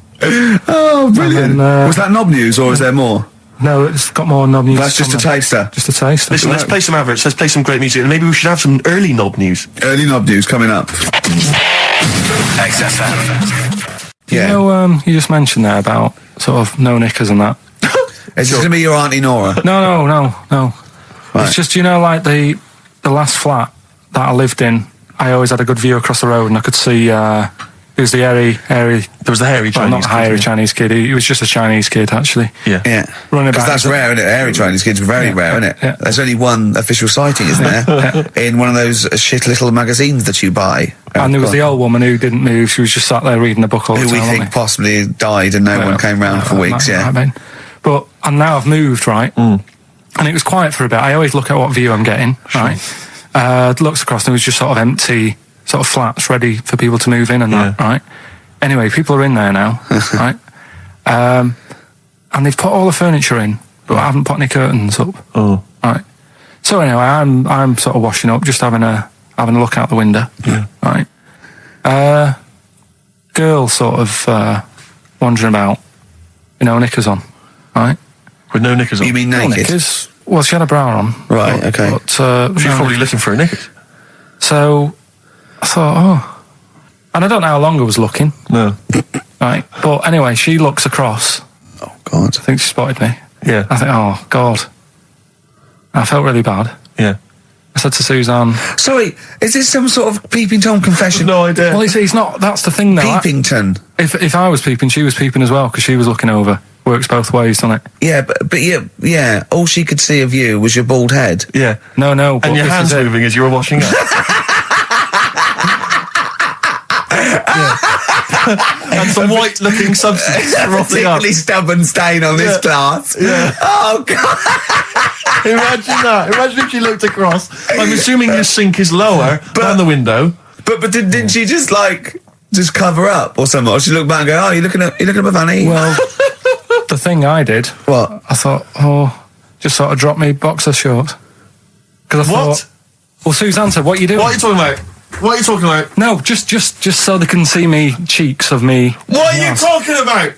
No, because I thought, if she thinks I'm walking about in the nude as well, then we've both got something out of it. Carl! This sounds like a bad excuse in court. I know. So sorry, you were looking at a woman dancing around naked, right? So the only thing you could do was immediately drop your boxer shorts. So she looked across, saw you fully clothed, saw you took your boxers No, she off. wouldn't have done, because it's sort of just the top half and the sink's at a side angle, so I was sort of looking out. So This she is wouldn't genius. so she wouldn't have seen your trousers then anyway. No, she did. I moved in front of the window more. So you then made you actually climbed in front of the Oh, this is amazing! So you climbed in front of the window to show off it wasn't your naked obvious. lower half. Suzanne said, what are you doing? And I I said, bet she did.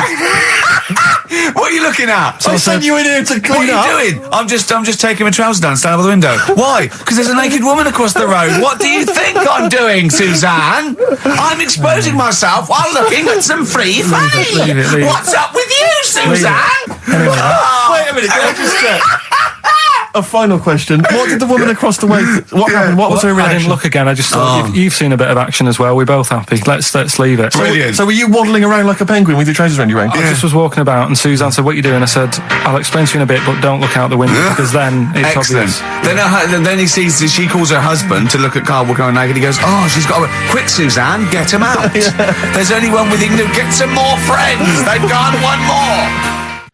Oasis, and Songbird. It's a nice little ditty It's all right, yeah. of a Saturday. Yes, thank you. XFM 104.9, Ricky Gervais, Steve Merchant, Karl Pilkington. I think we should go straight into it, Karl. I think we should do the competition. There's Karl in the corner. It seems a little premature. Do you reckon? Yeah, I Do you think reckon it's so good? It's so good. We should tease it out of them. Well, it's a big thing. It's just that I've got absolutely nothing to say. Sure. I haven't really. Well, I mean, like, often I know you all have spoken to Karl in the week. This week, for some reason, I've been speaking to him. Oh, right. I spoke briefly to him about Michael Jackson and the documentary. Yeah. Now, of course, I thought that was extraordinary. Amazing. And I asked Karl's piece of opinion. work. Yeah. And he didn't mention to me the fact that Michael Jackson likes to climb up in trees. No. He didn't mention anything about his bizarre relationship with children. He didn't mention anything about his obsessive billionaire spending sprees. Right. He didn't mention anything about the mannequins he has in his thing, or the fact that he drives around his sort of 7 hotel suites in Las Vegas in a little kind of old people's scooter. The only thing of note for Karl was he said to me, "Did you notice how big his hands are?" I'll tell you what, though, I did. What? How are you looking at... The man's got, like, a face that he's had reconstructed. Well, I can't even say that. It's libelous. Yeah, no, he hasn't. He's got he's had two nose face. jobs. Yeah. And you're looking at his hands. But I think it's because you look at him and he looks a bit like... there's a bit of androgyny there, but it's sort of like it is quite a petite sort of old lady's face in a way, but then you see these labourers' hands come out. That's always the way with a tranny, isn't it? You know what I mean? What, you can't accuse him of being a tranny? No, he's not. No, he's not. What are you saying? No, I know he's got enough issues. Now you're accusing him of being a tranny. I like him. I thought he came out that brilliant. I thought it was really... I really felt sorry for him. No, I think... He cleared up a few things as far as I'm concerned. I thought it was a fascinating piece of work. But I did like the shopping spree. That was great. Extraordinary. Because just going around just pointing. I know it was bad taste, wasn't it? It was like one of those bazaar shops. Yeah. You know what I mean? There's anything, sort of a gift shop, but they're trying to make it look like Ming. But if it's sprayed gold. If he'd been living in a trailer park, he'd have been ordering, one of those porcelain dolls dressed like a Harley Davidson bike rider, or an Elvis commemorative plate. It was the kind of billionaire equivalent of that. But the hands were a giveaway. It's the same as those sort of transvestites. What was it about his hands? You know when you get like a cab driver or something, right? And he decides to turn transvestite about 60, and he goes on Kilroy. Do you know what I mean? It's that way. He got a twin set of pearls, and he goes, "I've never felt so comfortable." But his hands are still big. He's got a little wig, and he's got the lipstick on, and he's with his teenage kids who are going, "Kill me." Do you think he's been having surgery on his hands to make them larger? Bigger, yeah. Is that why he was wearing that glove through most of it? Exactly. But I think he wants to be a goalkeeper. Right. And they said, "Well, you can't, Michael. You got a big hands." It would help him climb the trees. Yeah. And he can play tennis now without a racket. Yeah. So what did you make of it, Karl? Were you intrigued? The Michael Jackson thing. It was all right. The brilliant Blur, Out of Time on XFM 104.9. One of my favourite singles of the year, and that's another thing. We'll be playing our favourite singles of the year, as well as our favourite clips of our own show. Rick, I imagine if people have got a bit of Christmas money, they're wondering what they can spend it on. Office DVD. Well, other than that, these guys have got some ideas. What, adverts? Brilliant. Good to hear that again. It's fantastic. Waiting on a Friend by the Rolling Stones. Yeah? Go on then, Karl. On XFM 104.9, Ricky Gervais, Steve Merchant, Karl Pilkington. Go on. Right, this one. Remember Blockbusters? Uh-huh. Right, this one is good, and we'll do this one. Rockbusters. And remember how Bob Holness used to give you a letter? Yeah. And it'd give you a question, and the answer to that question is that letter. Yes. Right, well, it works like that. So if I said to you, we'll test it out on you, Steve, right? Right, welcome to the show and that. Hello.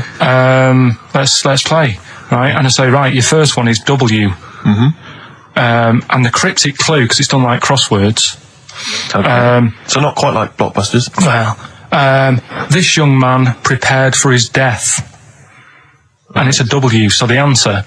And it's not always going to be like our sort of music. It can be any sort of music that's out there. So the W is the name of the answer. I understand that, but is the answer always the band name, or is it... Yeah. It's always the band name, is it, or the artist? Yeah. And so would the W be the surname, or would you have both the initials if it was someone's name? Would Elvis Presley be EP? Don't get annoyed, Karl. These are questions that I knew would be asked. I know because he tested it on me. So you've got to tell them. We need to know the rules. If it was Elvis, I'd probably do E. No. Give him the answer. Give him the Right, answer. did you hear the clue? No, give me the clue again then. So the letter is It is a W. cryptic clue. It's The clue's W. fine. Listen, but- and the go on. clue is, this young man prepared for his death. This young man prepared for his death. Yeah. This young man prepared for his death. And it's a W, and it's his first name. That's what he needs Well, to see, know. that's the, yeah. Yeah, but I don't... Well, shouldn't we have the initials? Wouldn't that make it easier? I mean, Yeah, wouldn't- but it didn't do that on Blockbusters. It just had one letter. No, they did. They did if it was if. The gold run they often had us for 3 or 4. Did they? Letters, yeah. But it was normally just one word. It wouldn't have been a name or something. All right, then. W. W-Y. W-Y. Will Young. Excellent. I Right, didn't so understand it. What was this the young Will man... prepared for this young man.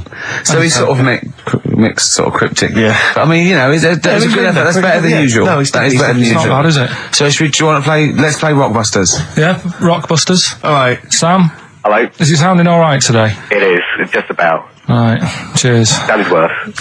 Right, then. Yeah. Well, And so we've got Sam on the line. Who else have we got there? so we've got Tim as well, haven't we? Hi there. All right, Tim. Tim and Sam. Right, You okay. sound quite similar, lads. Could one of you affect an accent or something? Which one's Tim? Yeah, it's me. Okay, which one's Sam? It's Sam. That's slightly deeper. Slightly deeper. Sam, yeah. And they're not against the clock anyway, are they? So it doesn't really matter. I suppose not. So I think Steve just wanted a bit of variety. you Okay. you understand the rule, lads? Can you explain them to us? Right, play it. Okay. Hang on, wait. Well, let me explain, because I mean, life is too short. Now, Carl's going to read out, say 3 clues, yeah, and just shout your own name and answer it, or shout the answer. Shout your own name, then the answer if you know it. It's the person who gets the most right. Okay. Is that all right? Yeah. Yeah. So, Here we go then. okay then. So Shouldn't it be the first to 3? Well, yeah, but then he hasn't got. I've got enough. It's fine. He's got enough clues for that. Right then, here we go. Welcome to the show. God. Right, the first initials, ST, right? Is that right? ST. Well, I don't know. Oh, we don't know, do we? How do we know? Here we go, ST, and the cryptic clue is better than the average homeless person. Okay? Sorry, I think, is that a band? Yeah. Is it an old band? Yeah. I think that's one word. Alright then, S. It's an old 70s band. Better than the average homeless person. Tim? Go on. Supertramp. Yes. Supertramp Well done. it is. Yeah. Well done, 1 point to I have you, no idea Tim. why that's right, by the way. You don't understand why it's right? He's a super tramp. Oh, right. Better than the average homeless person. cryptic, yeah. Yeah. Cryptic. Yeah. Okay, second one. Come on, Sam, you got it. That's actually quite good for Carl. Trust me, Tim. Take that as a good clue. Because, yeah, okay. We won't do this again. Wait, 1-0 Right, to here we Tim. go. Right. F. The letter is F. That's the next one we're moving on to. And the cryptic clue is, the little girl is hungry. What shall we do? The S or F? I've got it. F. Freddy. Sam. Peter. Yes, 1-1. Feed her. He's pulled out of Feed her. Yeah. Feed her. Okay. Yeah. So that's 1 each. So this is the decider, isn't it? Wait a minute, ITV are on the phone. Well, you said first to 3, so no, it's not, is it? That's what I said. Just do the 3 clues and who gets the most. Okay, well, we can do that now. So, here we go. I love this. This is rubbish. Go on. So here's the last one. The initials are AK, right? And the cryptic clue is exploding pet. Shout out your name if you know it. Last orders at the bar, please. Last orders at the bar. Exploding pet. AK. You're tuned to XFM 104.9, Karl Pilkington's quiz, Rockbusters. The format is still available. The highest bidder, please give us a call, or you can email ricky.gervais@xfm.co.uk. Is it a band or a singer? I'll give you a bit more of a clue. It's a pop band. Okay, we wouldn't. No. Tommy Kissem. Yes. Hey. Oh, this is amazing radio. So who was that won? That was Sam who won. So it's 2-1 to Sam. So he wins. What does he win, Carl? He wins some CDs and some videos. No, he's got obviously now, Sam, if you're ready, take the spot. You're going to do the gold run. Away you go, Carl. I haven't got any more. You're a fool. Right, stay on the line. We're giving both some presents. Play a record for. Rick, I'm going to shoot off. Not come. Well, listen, still to come, right? We've got the monkeys thing.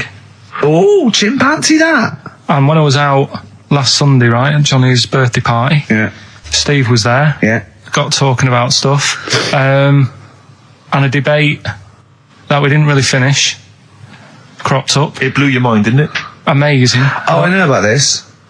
Steve told me. This is the infinite amount of monkeys. Or a monkey with a typewriter and an infinite amount of time would eventually come up with the works of Shakespeare. Yeah. There was no debate. It's a philosophical, mathematical problem. There's no debate. It's true. It wouldn't happen. No, listen, Carl, listen. Infinity sorts it all out for you, right? An infinite amount of monkeys at a typewriter, right? They do everything. They type everything. Infinity just sorts it all out for you. There's no getting to it and they're going, oh, well, let's have a look what they've done. This one's come close. Did Romeo and Juliet. It would do it all. It would type everything ever possible, conceivable. Yeah, but it's a mathematical Well, infinity. we've heard your side of the argument, Rick. And I'll be honest with you, it's a persuasive one. But let's hear Carl, because he heard about this in a pub last week. Yeah, so what's your he's got some strong What's your ideas problem with himself. it? What's your problem with it? well, first of all, right, you're saying it's a load of monkeys. It's not just one monkey. That Depends. can live forever. No, wait. It's either a chimpanzee with a typewriter with an infinite amount of time. He would eventually, by definition, mathematically, type everything ever possible. Okay, or it's an infinite amount of chimps with typewriters, and one of them will type it first time. But already, that's not right. You either need to have What do one you mean? monkey. What? You mean Let's hear employment his point. laws? He What do you mean can't- it's not right? Let's hear him out, please. If it's one monkey Yeah.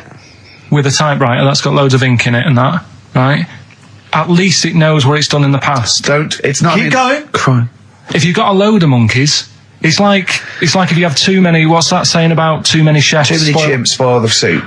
Right. Well, it's the same thing. It's like, well, I didn't tell you to put salt in it. I was going to put salt in it, and it messes it up. Whereas if it's just one, they know what's gone on. So what I'm saying is, honestly, leave him go. I can't be bothered. I want to Steve. hear. I want to hear the rest. This blows my mind. He doesn't know what this does to me. It's a mathematical problem. I want to hear the rest. well, it's just I just don't think it will happen. What do you mean you don't think it'll happen? Infinity works it out for you by definition. Well, what's stopping them typing the same thing again? They would. In fact, the problem should be if you had an infinite amount of time that it would type. It works for Shakespeare an infinite amount of times and everything else an infinite amount of times. But that's not as. But not Shakespeare. Oh, shut up, you idiot! Rick, do you know what he said to me? I said to him, I just explained it to him. I said, God. you've got an infinite number of monkeys, infinite number of typewriters. They will type the complete works of Shakespeare. He said, have they read Shakespeare? You're an idiot! Play a I record. said, no, I'm not having this they're not doing conversation. it from I'm not having memory. it. I'm not having it because it really, really winds me up. But you're saying they'll do it with no spelling errors. Well, they do it an infinite amount of times. And they do it wrong an infinite amount of times. And they spell the last full stop wrong an infinite amount of times. And they get one thing wrong in Hamlet wrong an infinite amount of times. They do everything an infinite amount of times. But are they going off a story that they've... Play a record, Carl, because I'm going to knock you out. I'm just saying, Shut up! do they know the story? They're monkeys! Oh, Christ. No, Right, but- okay. Right. The Cure, obviously. Yeah. That song. Right, Carl's been taking phone calls for these clues.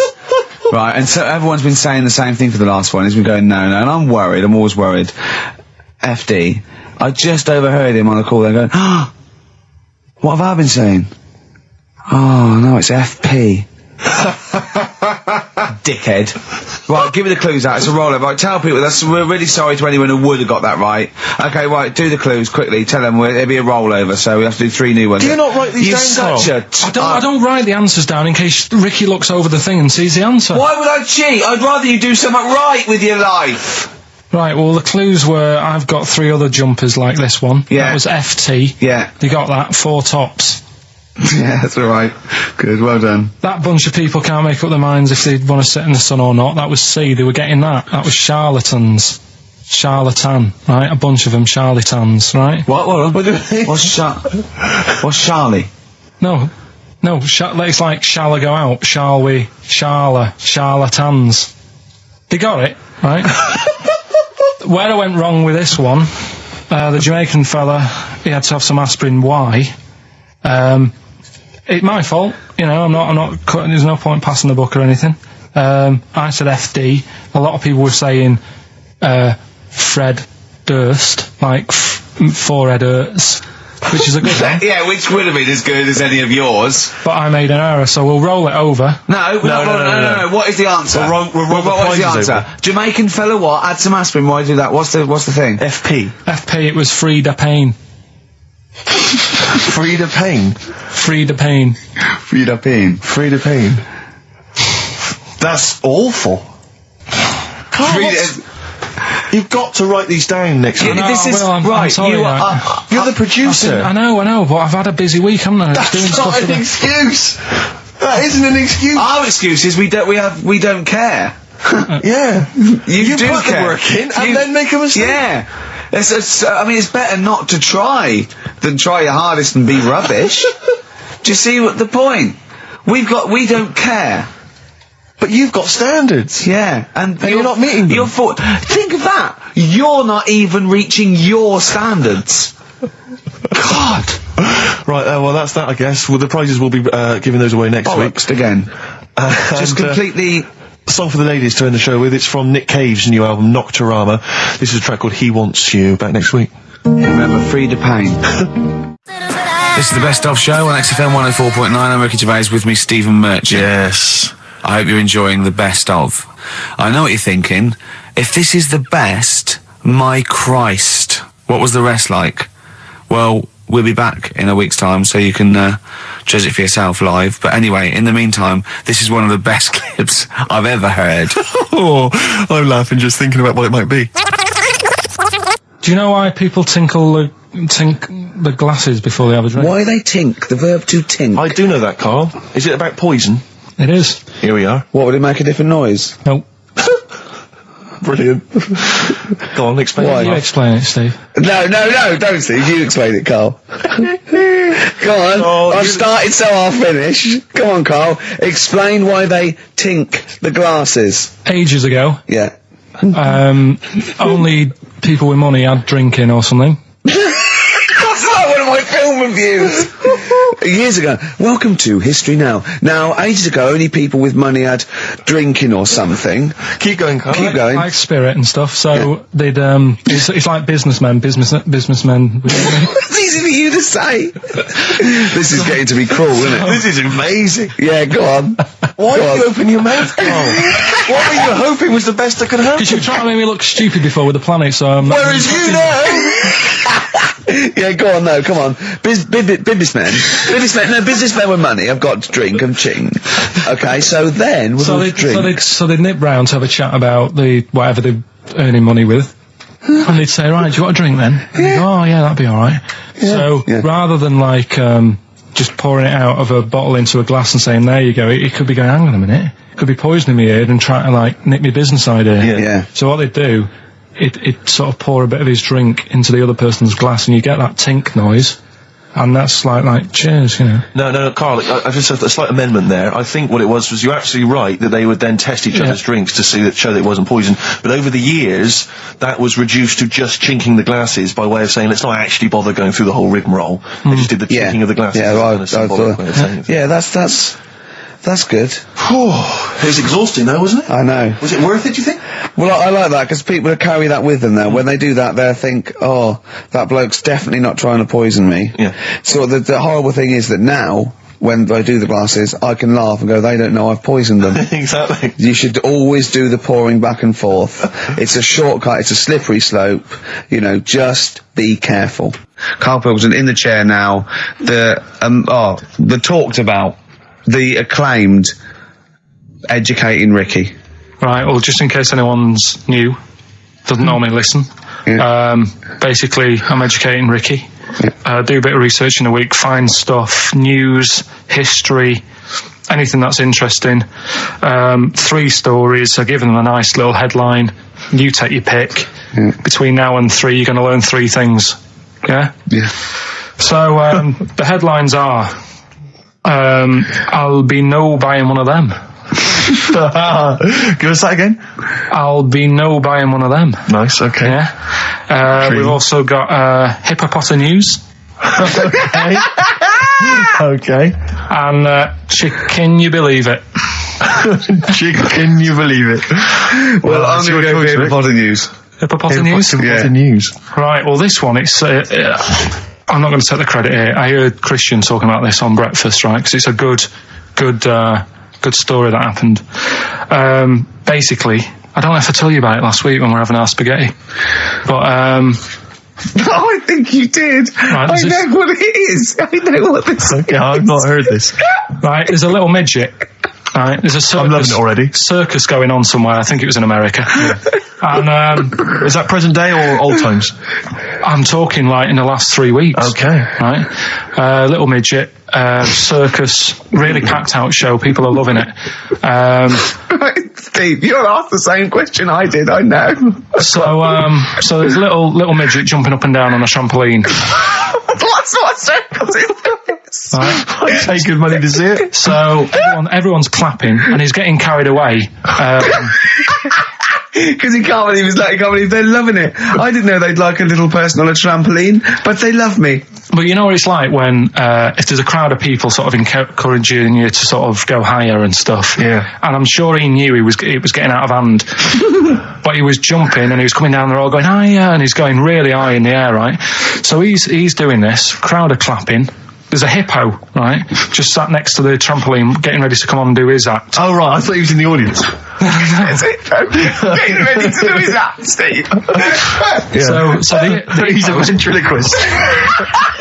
What do you mean he's sitting by the trampoline waiting to do his act? Because why do they sit in the dressing room and they go, 5 minutes, Mr. Muss, 5 minutes, Mr. Muss? So anyway, right, so the hippo's there. He's getting annoyed, is he? Because the midget... He's going, how can I follow this? This is really annoying. They're going to be, no. So he's thinking, he's already done the trampoline, my pogo stick act is never going to work. Yeah, go on. So there's a hippo waiting. See, it's a great story, and I just know he embellishes it or it gets slightly wrong. Go on. So there's a midget jumping up and down. The hippo's getting annoyed. The crowd are going mad. The midget's loving it. Can't believe his luck. Although you think he probably knows he's dicing with danger. Yeah. So next thing you know, they're all saying higher. He gives it one big, like, heavy sort of landing on the trampoline. Goes really high, but goes off at a funny angle. Oh, hypotenuse. Okay. Yeah. And sort of flies off. Hypotenuse. Sure. Flies off at a funny angle. Ooh, Hippo's there, swallows him whole. Crowd are clapping, thinking that's why the hippo was waiting there. Rubbish. Rubbish. It's not rubbish though. But no, maybe there was an accident in a circus with a midget and a hippo, but at no point was this hippo waiting to go on going, come on. The midget flew off at hypotenuse and landed in the hippo's mouth and was swallowed whole. This is what you embellish it. That is great. And I have to say though, Rick, when I heard midget, trampoline, hippopotamus, I was thinking accident waiting to happen. Yeah. So... Yeah, maybe. I mean, it is that you should never put those three together. Never. It's a recipe for disaster. Everyone knows that. Midget, trampoline, hippopotamus. Are you mental? You're asking for trouble. Well, you know when he told me it, he said, and the midget. He didn't mention the hippopotamus, and he said the midget went on, and soon he fell off, and the hippo ate him. And I said, sorry, what was the hippo doing there? He went, it's a circus. I've never heard of a circus having a hippo. What do hippos do? What can they do? You can't train them, can you? What do you? Aren't they like very deadly? They're huge, aren't they? You can't have a hippo in a circus. Are you sure? You're not thinking of Zippo? Isn't he the clown? Yeah. No, and it wasn't some sort of where Zippo was eating a midget, and it's some sort of horrible sexual act. No, it was definitely. I heard it on breakfast, right? Oh, okay, sorry. No, it's definitely fact. Yeah, okay, definitely right, truth. okay, good. Carl's found love on the street before, haven't you? How's it going with your bird, Carl? Are you married? No. How long have you been out with her? 7 years. Because I mean, you're quite a simple man. Yeah, you're sort of a simple. In a nice way. ways. I mean, you're like Helen from Big Brother. Yeah, you're sort of nice enough, but I look normal. Well, yeah, you sort of do. But you could be one of those that just suddenly go mental with a pen. Yeah, do you know what I mean? Stab people through the eyes. Yeah, you sort of look normal. If I wouldn't really want to wind you up to a point of frenzy. How did you meet your girlfriend? Through work. What, through her work? What, you phoned up and said We worked at the same place. Oh, you're right. Yeah. You're quite an enigma, aren't you? Could you give us more on that? At work, you met her at work. What, she came in selling sandwiches? She was going through the bins outside. What do you mean you met her Why at are work? you having an attack on me? You're the one who's sad and lonely. Oh, he's done you again. Yeah, but what I thought was interesting was I just scratched at him and he just went mental. Yeah, no, it's like a bear caught in a trap. It's funny, isn't it? You'll never learn. No, I was just interested to find out what the story was, because it might be a really romantic story. Well, it's not. All right, jeez. I love the fact he doesn't want to talk about his love affair. I was thinking about you in the week, and like, does it worry you? I mean, you sort of joke about it now, and we're talking about it in the office, you know, like, oh, is Steve really touchy about the way he looks? And, oh, what's this? Where's that come from? He's done it again. He's done you again. I was walking home the other night, and I was thinking about it. And do you worry that when you're old, you will be on your own? You did start it though, didn't you? Well, Carl, I'm glad you brought this up. because I mean, for me, you know, a lightweight, frothy entertainment show on XFM on a Saturday afternoon is exactly the place where I want to discuss the desperate, lonely future that's inevitably coming my way. Oh, God. I'll tell you what will cheer you up and forget all that. A bit of Embrace. Oh, one of the most hated bands.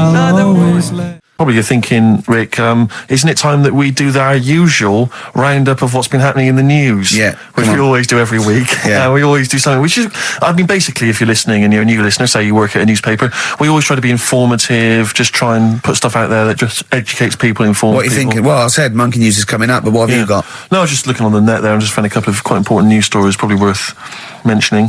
Policeman caught photographing. I don't know why it makes me laugh. It's just the phrasing, I suppose. It's a headline. Policeman caught photographing up woman's skirt. No, he wasn't up there taking a picture of Big Ben. No. He wasn't going, can I just sit up here? I'm just going to take a picture of that seagull over there. No. He was facing the camera up a woman's skirt. He was indeed. Right. A policeman in Japan is facing disciplinary measures after he was caught photographing up a woman's skirt with a hidden camera while on duty. The 42-year-old sergeant, who's not been named, used a digital camera to secretly snap the shots when the woman was reporting a stolen bicycle. So he was actually doing his proper job. He'd obviously thought to himself, I'll bring him a digital camera today. On the off chance a beautiful woman comes in to report a crime or robbery, I'll have it ready, I'll have it positioned, you know, in such a way. But this is interesting. This is how he got caught. Okay? The woman became suspicious after she saw a flash go off. brilliant. I mean, this Not so secret at all. Sorry, did I just see your shoe? Your shoe just seemed to just bring into life. There was light. There was light. Yeah, I think I've had someone set fire to some magnesium that was on the end of it. It won't happen again. But it's only you and I in here, and your shoe was just suddenly lit. Why are you standing like that? Why is your shoe just sort of like between my feet? There's no reason. This is how I always stand. What did the bike look like? Flash? So, are you taking pictures of my family? No. And no, I'm not. And you should be wearing knickers anyway. Well, how do you know that? What? How did you know I'm not? How did I know what? I'm not wearing any... I didn't know you. I don't know what you've got up there. Well, I don't know what it looks like, and there's no way I could. Of course, it would be roughly that conversation in Japanese. I know, yeah. 4.9, I'm Ricky Gervais, with me Stephen Merchant. It's the best of. You've been voting in all week, sending your emails, so here's the clips that you wanted. Wu-Tang Clan and Gravel Pit, we love that, don't we? I love it, yeah. Yeah, brilliant. Classic track. We're talking about embarrassing stories and stuff, and I don't know if I've told this on the radio before. Have I told you, Carl? I'm not sure. But this was when I was working at the BBC. This is not even long ago, and I'd moved to London, and I was fairly new in London. And I was working at the BBC, and I had this BBC hire car, and I've never told it. If there's anyone listening who works for the BBC, I don't know if I can still get in trouble for it. But this BBC hire car, and it was like I'd been ferrying kind of actors and people and production people around all day in this car. And I was driving back, it was quite late, it was about sort of 7 or 8, and I was driving back, and I pulled in to get some petrol to fill up the car every day. And I went into this garage to fill up some petrol, and I was there, and two blokes came in a white van, right? They pulled into the forecourt, and I was filling up the car, and they went, "Hey, do you want to buy a couple of speakers?" And I said, Yes, I do. Yeah. Because, to tell you the reason, it was like I was so flattered that they thought I'd be the kind of bloke who would, A, need some kind of classy speakers, and B, would like to buy them on the sly. Do you know what I mean? Yeah. I thought, they like the They've seen me. They've seen I look a bit of a hustler. Exactly. Yeah. I'm a street sort of guy. You can see by the way I use my walk. Exactly. Yeah. So I couldn't believe my luck. So they drove behind the garage, the little sort of garage bit at the back, and I went round there, sort of casually went round there, sort of locked the car, went round there. They went, open the back. You had two speakers in there. I said, are you sure these aren't knocked off, mate? He went, no. We work for Dixon's. This is a story he spun me. We work for Dixon's, right? And we're delivery men. And if we make a delivery and the person's not there to sign for the goods, then we have to bring them back to the warehouse. But if we can sell them on the way back, then that's really good for Dixon's. Dixon's must love that. And instead of thinking, are you sure some kind of troubleshooter did someone going to go into Dixon's and go, you're not getting in the garage forecourt market? Jones. Exactly. Get a couple of lads in a white van. Exactly. Yeah. So anyway, I sort of bought this story, and I was a little bit dubious, and I went, right, let me hear them then. And he wired them up to the car stereo, and boom, boom, boom, they're playing. So it was some groovy hip-hop. I was thinking, great, these guys know what I'm into. Yeah. And he's giving me the talk and stuff. And I said, I'm a bit worried these are knocked off. He went, no, listen, we got a bloke at Dixon's who can confirm this is fine, right? Phone him up, use my mobile, right? And quote this reference number, right? So I phoned out, and I goes, I go, hi, some guys here in a garage forecourt trying to sell me some speakers. Just wanted to check. He went, it's fine. I went, should I just read the reference number or whatever? He went, if you want. And X14, and I went, yes, fine. Yeah. Okay. You know that was, don't you? That was actually Mr. Dixon himself. Exactly. Yeah. Exactly. So I'm thinking, well, they sound great. They're giving me for a knockdown price. I'd say they were like 400 quid. They were like 200 quid or something. It was a good bargain. I was in the market for some speakers as well. Yeah. So, while they were loading them in... It's all kosher. I phoned Dixon. Exactly. I phoned Dixon. That's fine. Yeah.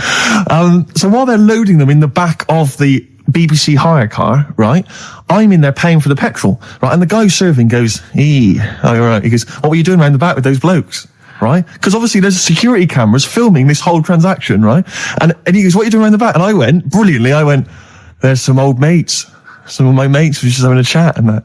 He went, oh, right, okay, like giving me obviously the evil eye. So I went back to the van. So I'm in the car now and I'm driving with one of the blokes who's in the van with me because I didn't have the money on me. So I had to go to the cash point to get the cash, right?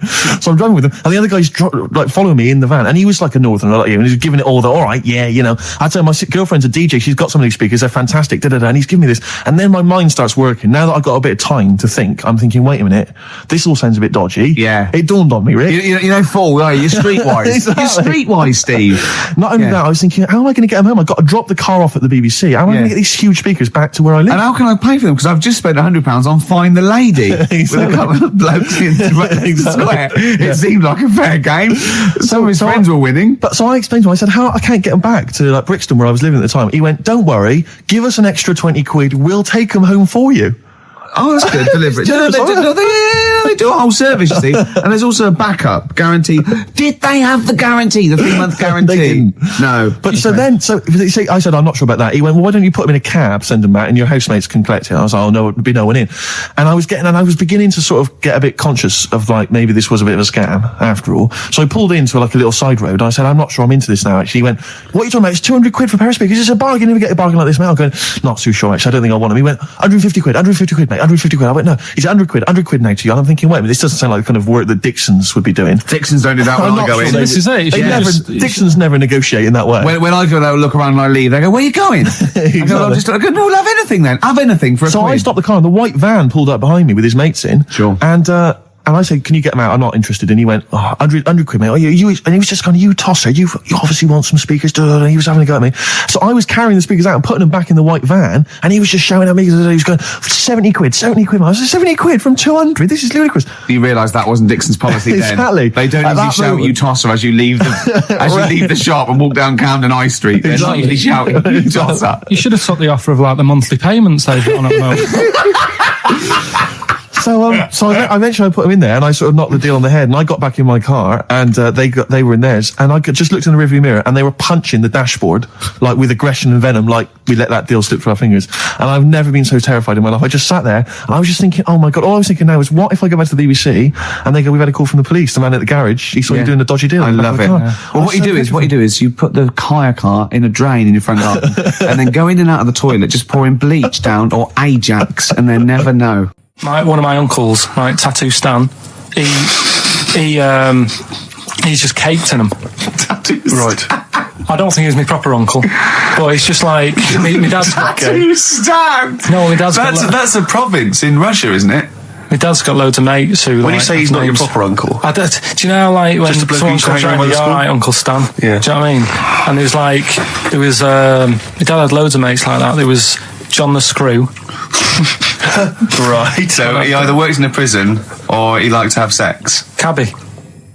Cab driver. Okay. There was Jimmy the Hat. I don't know where he Jimmy did. the Hat. Yeah. And, did he wear a hat? No. No. There was Fred the Veg. You sure he wasn't a relative? Sorry. Fred the Veg used to get us like big bags of potatoes and that. Fred Veg, okay. And there was Tattoo Stan. Right. And he was just caked in them. And I used to always look at him thinking, why have you done that? I must have only been like, 6 I or suppose 7. if you're born with a name like Tattoo Stan, Exactly. you're destined, Sorry, aren't you, were really? they like a 1950s gang? I'm worried about... I'm worried Who were about... doing a bank job? What was his name? The Hat? What was his name? Jimmy the Hat. I'm worried about Jimmy the Hat. Yeah. Not having a hat. I don't understand Are it. you sure he didn't have a hat? Not when I met him. Did he ever wear a hat? I didn't see him that much. Do you think it was a joke, like, when your mate's sort of like, 8 foot and huge, you call him Little John or Tiny? Do you think... Well, the fact that he never wore Yeah, a they hat. went, hold on, I've noticed something about Jim. Go on. No hat. And I go, oh, true, let's call him Jim the Hat. Jimmy the Hat, yeah. But my Uncle Stan, he had like loads of them. He did them himself. Oh dear. And it was always that thing. God.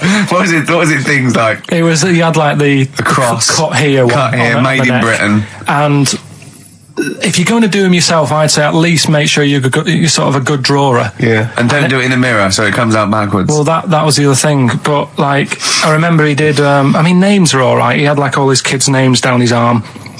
And, what are they called? Yeah. Oh, God, it's Tattoo Stan Jr. Yeah. And Paul shits the bed. I'm trying to. Oh, Wabbai Kate. yeah. But he had. Frankie never amounts to anything. Oh, God. So he had like. Johnny, I don't think he's mine. So he did all this. I don't even know why I'm telling you about tattoos. No, nor do I, Carl. There was this. This is what it's like about getting presents and stuff, right? With my mum and dad. Go on. My mate Colin, right? He Colin Bacon? No, Colin Bailey. Oh, right? yeah. He had a little Sinclair Spectrum, right? Yeah. Computer, Yeah. which was like the thing to have at that time, right? Yeah. You used to always go round to his house. The deal was Not the one you had to play through the window because you weren't allowed. no, that's another lad. Oh, right? yeah. This is a different lad, and the deal was he came to our house and my mum gave him a pie, and then I'd go round to his and I'd stay there for a few hours playing, Hungry Horace and stuff like that on it. Sure. Right? Now, my mum and dad knew that I really wanted one of these computers, right? So I waited about a year. Came round to Christmas Day. I thought, I reckon might have one. Turned out they bought me the wrong one. They bought me a ZX81 instead of a Spectrum, right? And Christmas Day, I'm there trying to load the games up. It's not working. I'm thinking, what's wrong, right? And the thing with me when I was a kid, I used to get quite sort of agitated. This quite is easy, the moment. right? I found out that it needed a RAM pack to make it work, right? Looking in the thing and it's saying, and make sure you put your RAM pack in the back. And I was like, oh, where's the RAM pack? And my dad's going, I don't know, I've got you the main bit. That's it. So I was that wound up, I just was sick, right? Just sick. I didn't feel sick or anything, I just was like, oh God. Went to the sink, just sick. Because I was that on edge about it. I said, come on, we've got to get one. And my dad's like, Tandy's shut. We're not gonna get anything today. Ruined again, Christmas Day. That was after the year when my train set got blown up by our kid. The following year, no RAM pack. And now you ask me why don't I get good presents? He's scarred. He just I'm gonna die. Honestly, I'm gonna die. He's just been sick. Yeah. There's no RAM pack. Did you get to the bottom of it? Why wasn't there a RAM pack? You have to buy them separate. Oh, It's one of them okay. cons. What do you mean I can't play Frogger? Oh no. So, wasn't there another incident when you threw up? Spontaneously threw up? Through sheer anxiety? I do get it. It's not so much now because I've relaxed a bit, but as a kid I used to be quite on edge all the time with certain things. Do you think that's what happened to your The cat wind. that kept being sick? That it didn't get the food it wanted? and it just threw up. Do you remember that? Yeah. God, so they shaved it. So, 3 stories. Don't rub it too hard, you'll get a rasher. Enough is anus. And we'll have that one then. That one? Yeah. Right, well, do you believe in palm reading and stuff? No. Yes. Sorry, yes. Yep. Yeah, of course. Sorry, I forgot. Yes, of course we do. Right, well, there's a fella who, he used to do palm reading. Oh, yeah. But a lot of people, he found that when he went up to him in the street and said, do you want your palm reading? He was like, a lot of them were like, I'm a bit ashamed of my nails and stuff because they're a labourer or they're a cleaner or something like that. I know a lot of labourers are slightly embarrassed by their nails. Yeah. No, but... Yeah. So if Look at my bloody hands, Reg. Well... That's that hod carrying. Did I ever tell you that? Did I ever tell you that I got picked at school to make tea and serve biscuits to old people because I've got good nails? No, go on. Is there any more to the story? Well, that's about it. I mean, we used to do like, I think the head teacher must have been getting something, maybe getting his mum in there for free or something in this old people's home. So he offered the kids at the school, he said, right, all sit at your desk and put your hands on the table. And everyone did. And he walked past mine and he said, not bad. And he said, you've got the afternoon off. You can go and serve biscuits and tea to the old people. What did you say? I said, all right then. Was that? Yeah. Good afternoon. But anyway, so these... what did he do? He just sort of walked around and went, you all right, do you want bourbons or digest? I bet you get on with old people, wouldn't you? I'd love to see you, maybe especially the senile ones. Yeah, no, but I'd love to see you on VH1, just in a link. They just go, they've just played Robert Palmer, right? And it comes to you in a little park, and you just sit next to an old lady and go, alright? And you go, yeah, not too bad. You go, what do you think of London? Crap, innit? And she goes, yeah, it's awful, innit? And you just have a talk, and you go, right, well, she doesn't like it, in excess. Yeah. That's what I'd like to see. I still think my idea is better, but... So what are you going for then? Oh, you picked one, haven't you? Yeah, so this fella... So there's palmists going around the streets. Yeah, he's going round... and randomly trying to give palm readings. They're losing money, hand over fist. Yeah. Right. So they said he's what he's done. He's reading people's bottoms now. Sorry, whoa. You just I didn't quite follow that. He was a palm reader. That wasn't making money. So now he's going up to people in the street and saying, "Can I see your arse?" Basically, yeah. So from being a palmist to an arsonist. Well, they just that's what he does. He said there's same sort of lines and that you get on your hand. You get them on your bottom, and he can read them. Right. Yeah, he's not a pervert or anything, or making up as he goes along. No, that's it. That was that. So, if a man came up to you in the street and said, "Can I have a look at your arse? Can I read your arse?" You'd drop your trousers, would you? No. If you went up to him and they said, "Oh, I'd rather you didn't, because I'm a labourer. I've got bad fingernails." No, that's why I've seen. That's what a lot of labourers, they're showing their cleavage. You think, but actually they're having their arse read. Absolutely. That's that's what it is. And then So is that the end of the story? Yeah. But then because... That's it. Educating Ricky is there's a bloke who reads arses. No, you're a mentalist. What are you talking about? Educating Ricky, will we carry on? Yeah. Right, you've got left. Don't rub it too hard, you'll get a rasher. And will it like fellas or will it like women? Well, you said wool before. Yeah, will it. Go on then, I'll have wool it. Right, now this is similar to the one you were talking about before, right? They found out that... Scientists. Oh, yeah. I've found out... 17th century? That, like now, 1 in 10 rams are gay. 1 in 10 rams are gay? Yeah. Yeah. So that was like, wool it. That's how I could get that in. They got a load of gay and straight rams. Right. They worked out which were which first. They said, right, that bunch there is a gay bunch. They looked better. They just had more pride in their appearance. And the other ones, the straight ones. And then they gave them to this scientist and said, right, go on, do what you got to do. And they took the brains out of all of them. Just to check. And they did tests on the brain, and it worked out that they've got something smaller in the brain. The gay ones have got something in the brain that makes it smaller. And they said, right, well, that's probably how it's going to work on males. on like males and females in like humans. So you took from this that gays have smaller brains than straight people? No, there's something in the brain.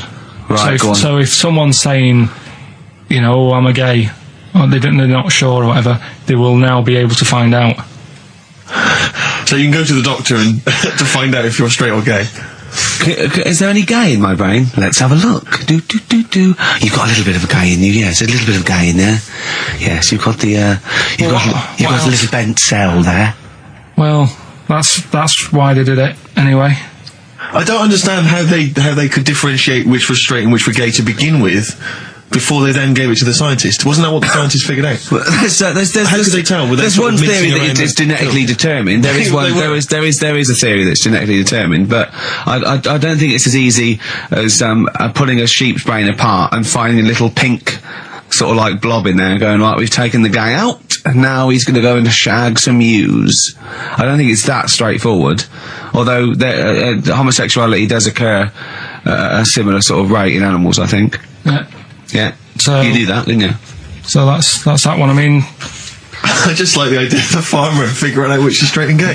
Well, that one's wearing quite a camp-looking neckerchief. So I'm thinking maybe he's gay. Is that? Yeah. I love the fact they can. That one's a big fan of Sophie Ellis-Bextor. Yeah. They would. They put on ABBA and see which ones dance. Exactly. That's how they. Which one? Yeah. Put on like Barbara Streisand and see which ones sing along.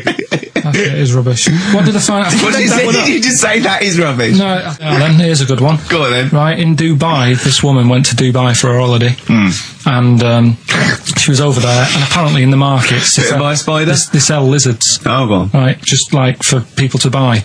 So she buys one, not knowing that you're not really meant to take them out of the country. Sure. Puts it in a bag. Yeah. As you do. What have you? And then she gets to the airport when she's going home. She's thinking, I can't really leave it in my bag. Yeah. So she puts it on her head. On her head? Wears it as a hat. She wore the lizard as a hat? Yeah.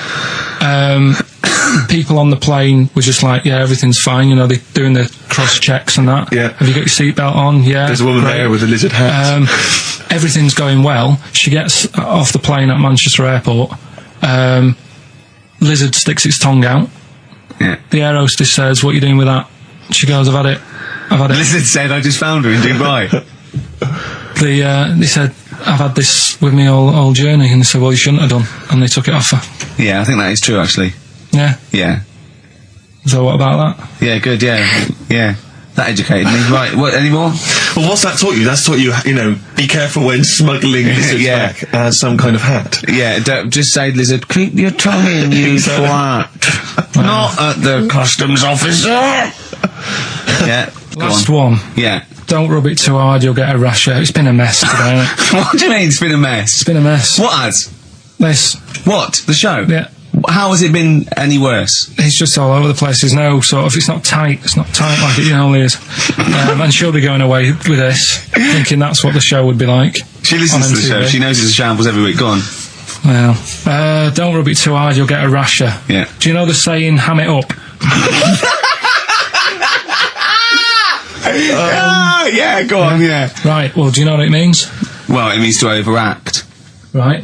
Well, years ago, with actors in musicals and stuff, the actors used to look pretty ill on the stage because they didn't have proper makeup and that. Right. So what they used to do to make themselves look rub their face in pigs. Well, they got bacon, rubbed it on the face, and it made the face a bit sticky because of all the the pig fat and bit of lard and stuff like that. And then they'd go and get some bricks. Yeah, house bricks, rub them together, make some sort of red dust from the brick, and then put the dust on the face, and the fat and the lard and that would make the dust stick to the face, and they'd look well under the lights, and that's where they'd smell great as well. Yeah, well, lovely. Everyone likes the smell of bacon.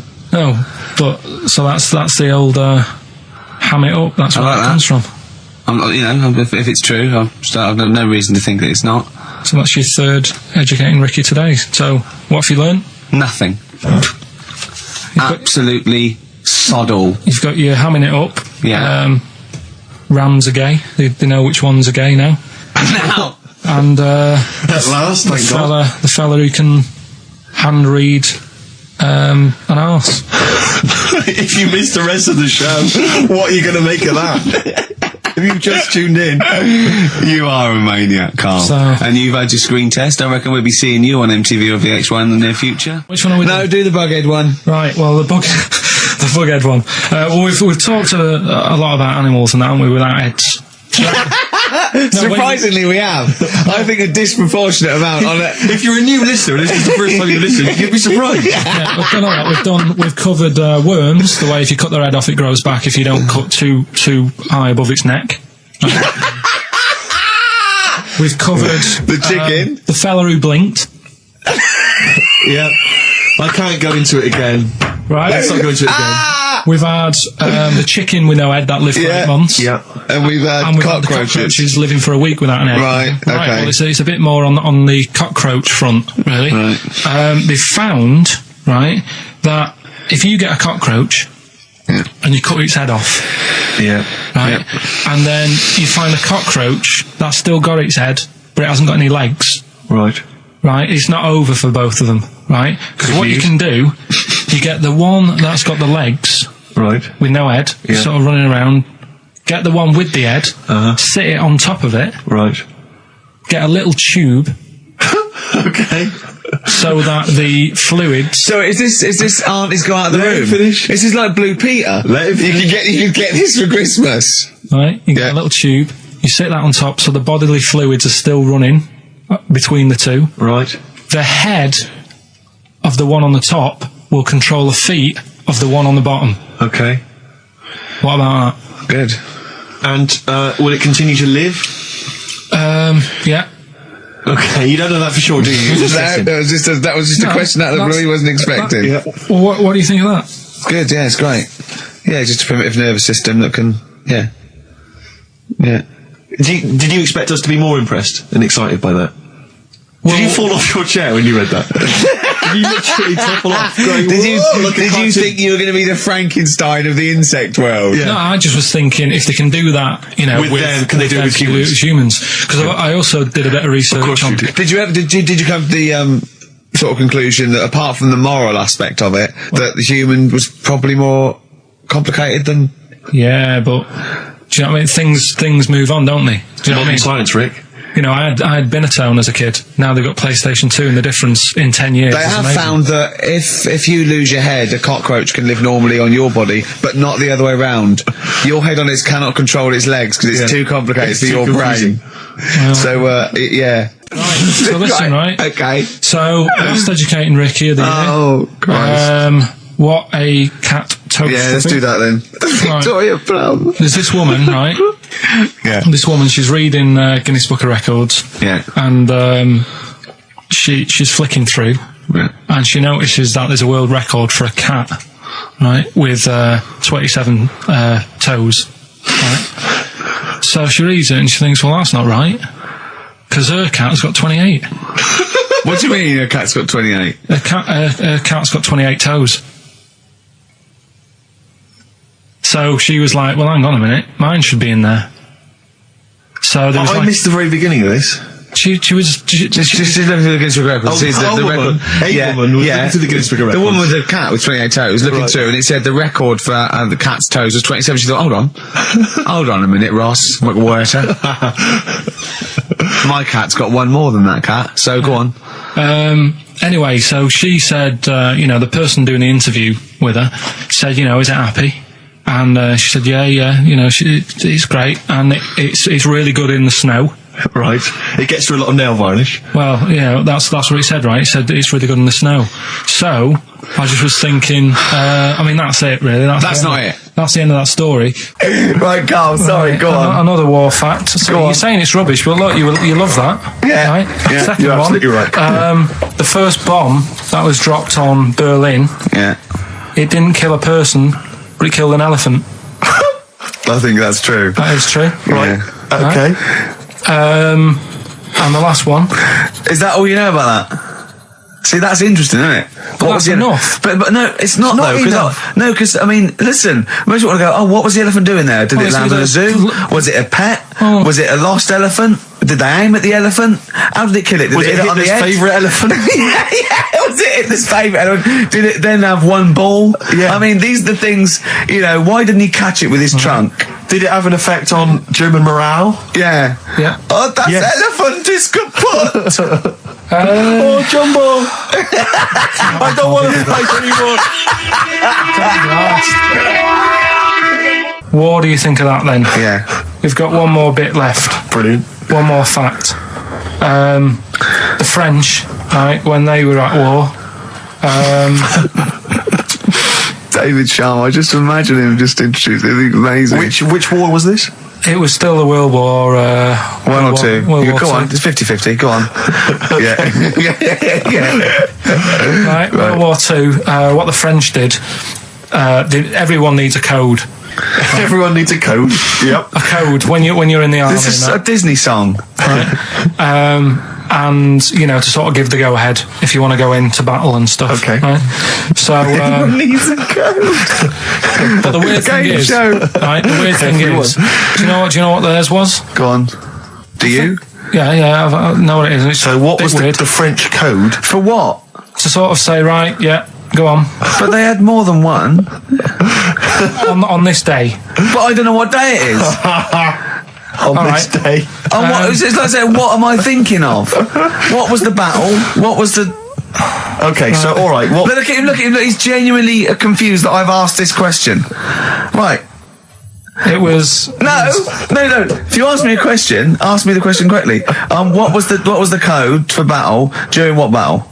World War II. No, that's not a battle. That's a war. Yeah, it was in a war. Yeah. I don't know what to do. He confuses people. Alright, okay, what was it, Carl? What was the Yeah, code? what was are the you French thinking code? of? Right. John's got a moustache. What are you talking My about? lungs are going to burst. That was a code that the French used. I just think it's a bit daft, right? Because you could come up with that by mistake. yeah. Two French blokes talking in the trenches, and they see a major walk past, and they go, "Oh, look, John's got a moustache," and they all go and go, "No, I was just talking. What are you talking about?" Well, the way I don't think that's a good code. I'm not. I don't believe it is the code. No, it is seriously. And what? And It's would just it, that would it what have we been, talked would it have about been it. said in French? Yeah. Okay. Yeah. But the weird- Guess in. Yeah. No, but What? you see, I can't even be bothered What are you saying, Carl? because it's not a very good code. Do you know, like we've talked in the past about things you don't see, and I said an old man eating a Twix. Yeah. If they use that's safe because no one is ever going to see a man having an old man having a Twix. What do you mean? Well, use that as a code. Don't use a saying, John's got a moustache, that could crop up. It's like the war's kicked off. How did that happen? Well, I said John had a moustache. Oh, Two French folks would never be saying John's got a moustache. Why wouldn't would they? Because back then they were fashionable. He nearly makes sense, doesn't he? I assume it would have been Jean. Yeah. No, probably John. And how would this code have been? I mean, who would have announced I this just to read it. everyone? I read it like that, Steve. That's what was on the internet. This is a code that was used. John's got a Don't be moustache. angry with me. I know, but you're always asking questions. That's because I'm interested in history. Yeah. Go on, Carl. Got that right. Acid. I would sort you out with some science. Brilliant. I forgot the puns in mine, didn't I? I forgot the puns. Go on. Right, so, you asked to sort of be taught some science and that last week after being taught about war. So, did some research. And there's a few things. I think we'll just cover one of them now. Go on. We talked a lot about hairy kids. We have I discussed that a love lot. the fact that Simon Sharma has never started a programme like that. The Jacobites. We've talked a lot about hairy kids. Go on. It's a little bit. I mean, it's not your traditional science stuff, but it's still More left interesting, and it's a little bit. It's still. Yeah, we talked about hairy kids. We have disproportionately, honestly. I think this show's talked about hairy kids more than any other radio show. Well, it's one that. Sorry, I noticed both of you there dropped the H, or the H, or however it's I had to, 'cause So it- airy obviously means kids, yeah. hairy. Yeah. Hairy children, not Yeah. sort of airy, kind of light-headed or... Yeah. Well, there was the case of the one who lived in China. Yeah. And Which was weird for two reasons, wasn't it? yeah. Well, go on. One was like he was covered in hair. That's already weird. And the doctor sort of checked him over and said, well, yeah, he is hairy, but he's quite healthy, apart from he had a little bit of eczema and a boil. That was the main bit of the story, wasn't it? Yeah. But this one, right, we have sort of talked about it, and you weren't having any of it at the time. What? This next bit of science I'm telling you about. Go on then. Right? Remember when I told you about a lad who was living at home with his mum and dad, right? Everything's, normal life, go to school, that sort of thing. Yeah. Then, I think his mum and dad had an argument, and it kicked off a bit, and he thought, I'm sick of this. It's happening all the time now. They kept having arguments, so the kid ran off into the woods. Mm-hmm. Oh. Yeah. Right? God. Now, he left, he went and ran in the woods, and he ended up living with some monkeys. Right. Right? And he thought, this isn't a bad life, there's no arguments going on. Sure. He was getting on with them. And the weird thing bananas. is, this is where the science bit comes in. Oh, sure. He grew a load of hair on his body. That's not true. It's not true. It is true. It's an acquired characteristic. I bet someone will back me up on this. But no, you can't. You can't grow hair like that. You might get a little bit more down here. They might, the erectile tissue might, they won't fall out as much. That would, but you don't actually grow a big mane if you're cold and you're a human. Well, he did. This lad did. I know it sounds a bit strange and that, but he was living with the monkeys, and because it was cold, his body reacted to it. Listen, he was no hairier than he would have been if he was walking around naked on a cold day, with or without living with monkeys. The fact that he was living with monkeys makes no difference. No, I know, but I'm trying to get, picture it in your head what it's like. Although Mickey Dolenz was always pretty hairy. Right? So he was living with them, and he went into town or something one day to get some food, and the people there were like, hang on a minute, that isn't a monkey. He went in naked? No, he was there covered in hair. Yeah, but naked, but covered in hair, so it was decent. It was. Yeah. But they that was the weird thing. They thought it was a monkey in the shop. And then so presumably he had a big long beard as well, because he couldn't shave, could he? No, he was just covered. He looked like a monkey. And they were happy to serve the monkey, were they? There's a monkey. He's buying a newspaper and some milk. How did he walk, Carl? Did he walk upright or whistling along? The picture that I saw on the internet, he was on all fours, but I don't know if that's when he was running away after they'd sort of, realised he was a kid. But this was a picture. So he was a kid as well. He wasn't even like an adult with a beard. No, he was a kid. Brilliant. And the beard kicked in a little bit. So listen, so the people caught him. You're an idiot. The people caught him, shaved him, right? Got it all off, didn't grow back again. Right. You're an idiot. Well, like I say, people will have heard this story or read about it. You're an idiot. And they'll email in, they don't let me down. And they'll agree that you're an idiot. No, they'll have seen the story. You're an idiot. So there's a little bit of science. You're an idiot. Libertines, Time for Heroes, and XFM 104.9. Right, okay, so have you got anything that is science as opposed to nonsense? Well, kid went off with some monkeys, grew hair, came back, shaved him, it didn't grow back. I mean, just think. Right, educate me, Carl. Right, well, educate me. Well, what we're looking at this week, we've done war, we've done we've nailed that. We've nailed war. We summed up war with a little French bloke whose battle cry was "John's got a moustache." Right. So, and last week we did science. What would you do on science then? Airy kid. Brilliant. Right. Yeah. So this week we're looking at medical problems. I'm sure we do airy kid every week. Medical problems. Then I've got a couple of things under the banner of then educate me. Yeah. We've got this is interesting. Right. Do you know if you have an operation on your brain? Right. What they do is this is why I'd never go to the doctors. I don't like doctors because this sort of stuff freaks me out. Right. They can operate on your brain, and what they do is they put you to sleep first, cut your brain case open. Your skull, yeah. The brain case. Yeah. And then wake you up and operate on you. So you sat there with your head open, messing with your brain, and you don't feel anything. Well, there's no nerve endings, is there, in the brain? But still, it's not right, is it? What do you think they do it for fun? No, they go on, Reg, wake him up so he's all freaked out. Is it necessary that you're awake, do you think, or... Well, they need the brain active, don't they? Yeah, but it is when you're asleep, you're having mad dreams. I had a mad dream the other day. Go on. No, I might tell you about it later, but there's no sense to it. But, so your brain's still... Where is this conversation? Yeah, I mean, it'll turn out, I go, no, Carl, I was there, that wasn't a dream. Yeah. No, but... So, I mean, if I had an operation... On your brain, heaven forbid. Well, operation anywhere, I'd like to sort of think, well, I'll have an injection, I'll go asleep, but when I wake up, it'll all be sorted. Yeah. The fact that... Your brain case is open. And they wake you up and you think, oh, is it all done? And they say, well, have a look in the mirror. And your brain... See, I don't think they do that. I don't think they try and frighten you when you're during an operation. Yeah, I don't think that you go about your business and they sort of follow you around, dabbling. Yeah. No, but it's almost like they are having a bit of a laugh with you. Right, well, I'd just like to say now that they don't. Anyone who's going in for an operation on their head, do not ever listen to anything Carl says. Why have you got to be awake? Because you'll be bored anyway, you'll be sat there. Well, they give you a telephone directory look, and they say, look how many Macs are in there. That's the Scottish telephone directory. And, you know, time flies when you're counting that sort of thing. No, but do you know, like, when you... What are you telling me? What are you asking me? I'm just saying how weird it is. It's weird, isn't it? It's like, do you know when you go for a haircut, right?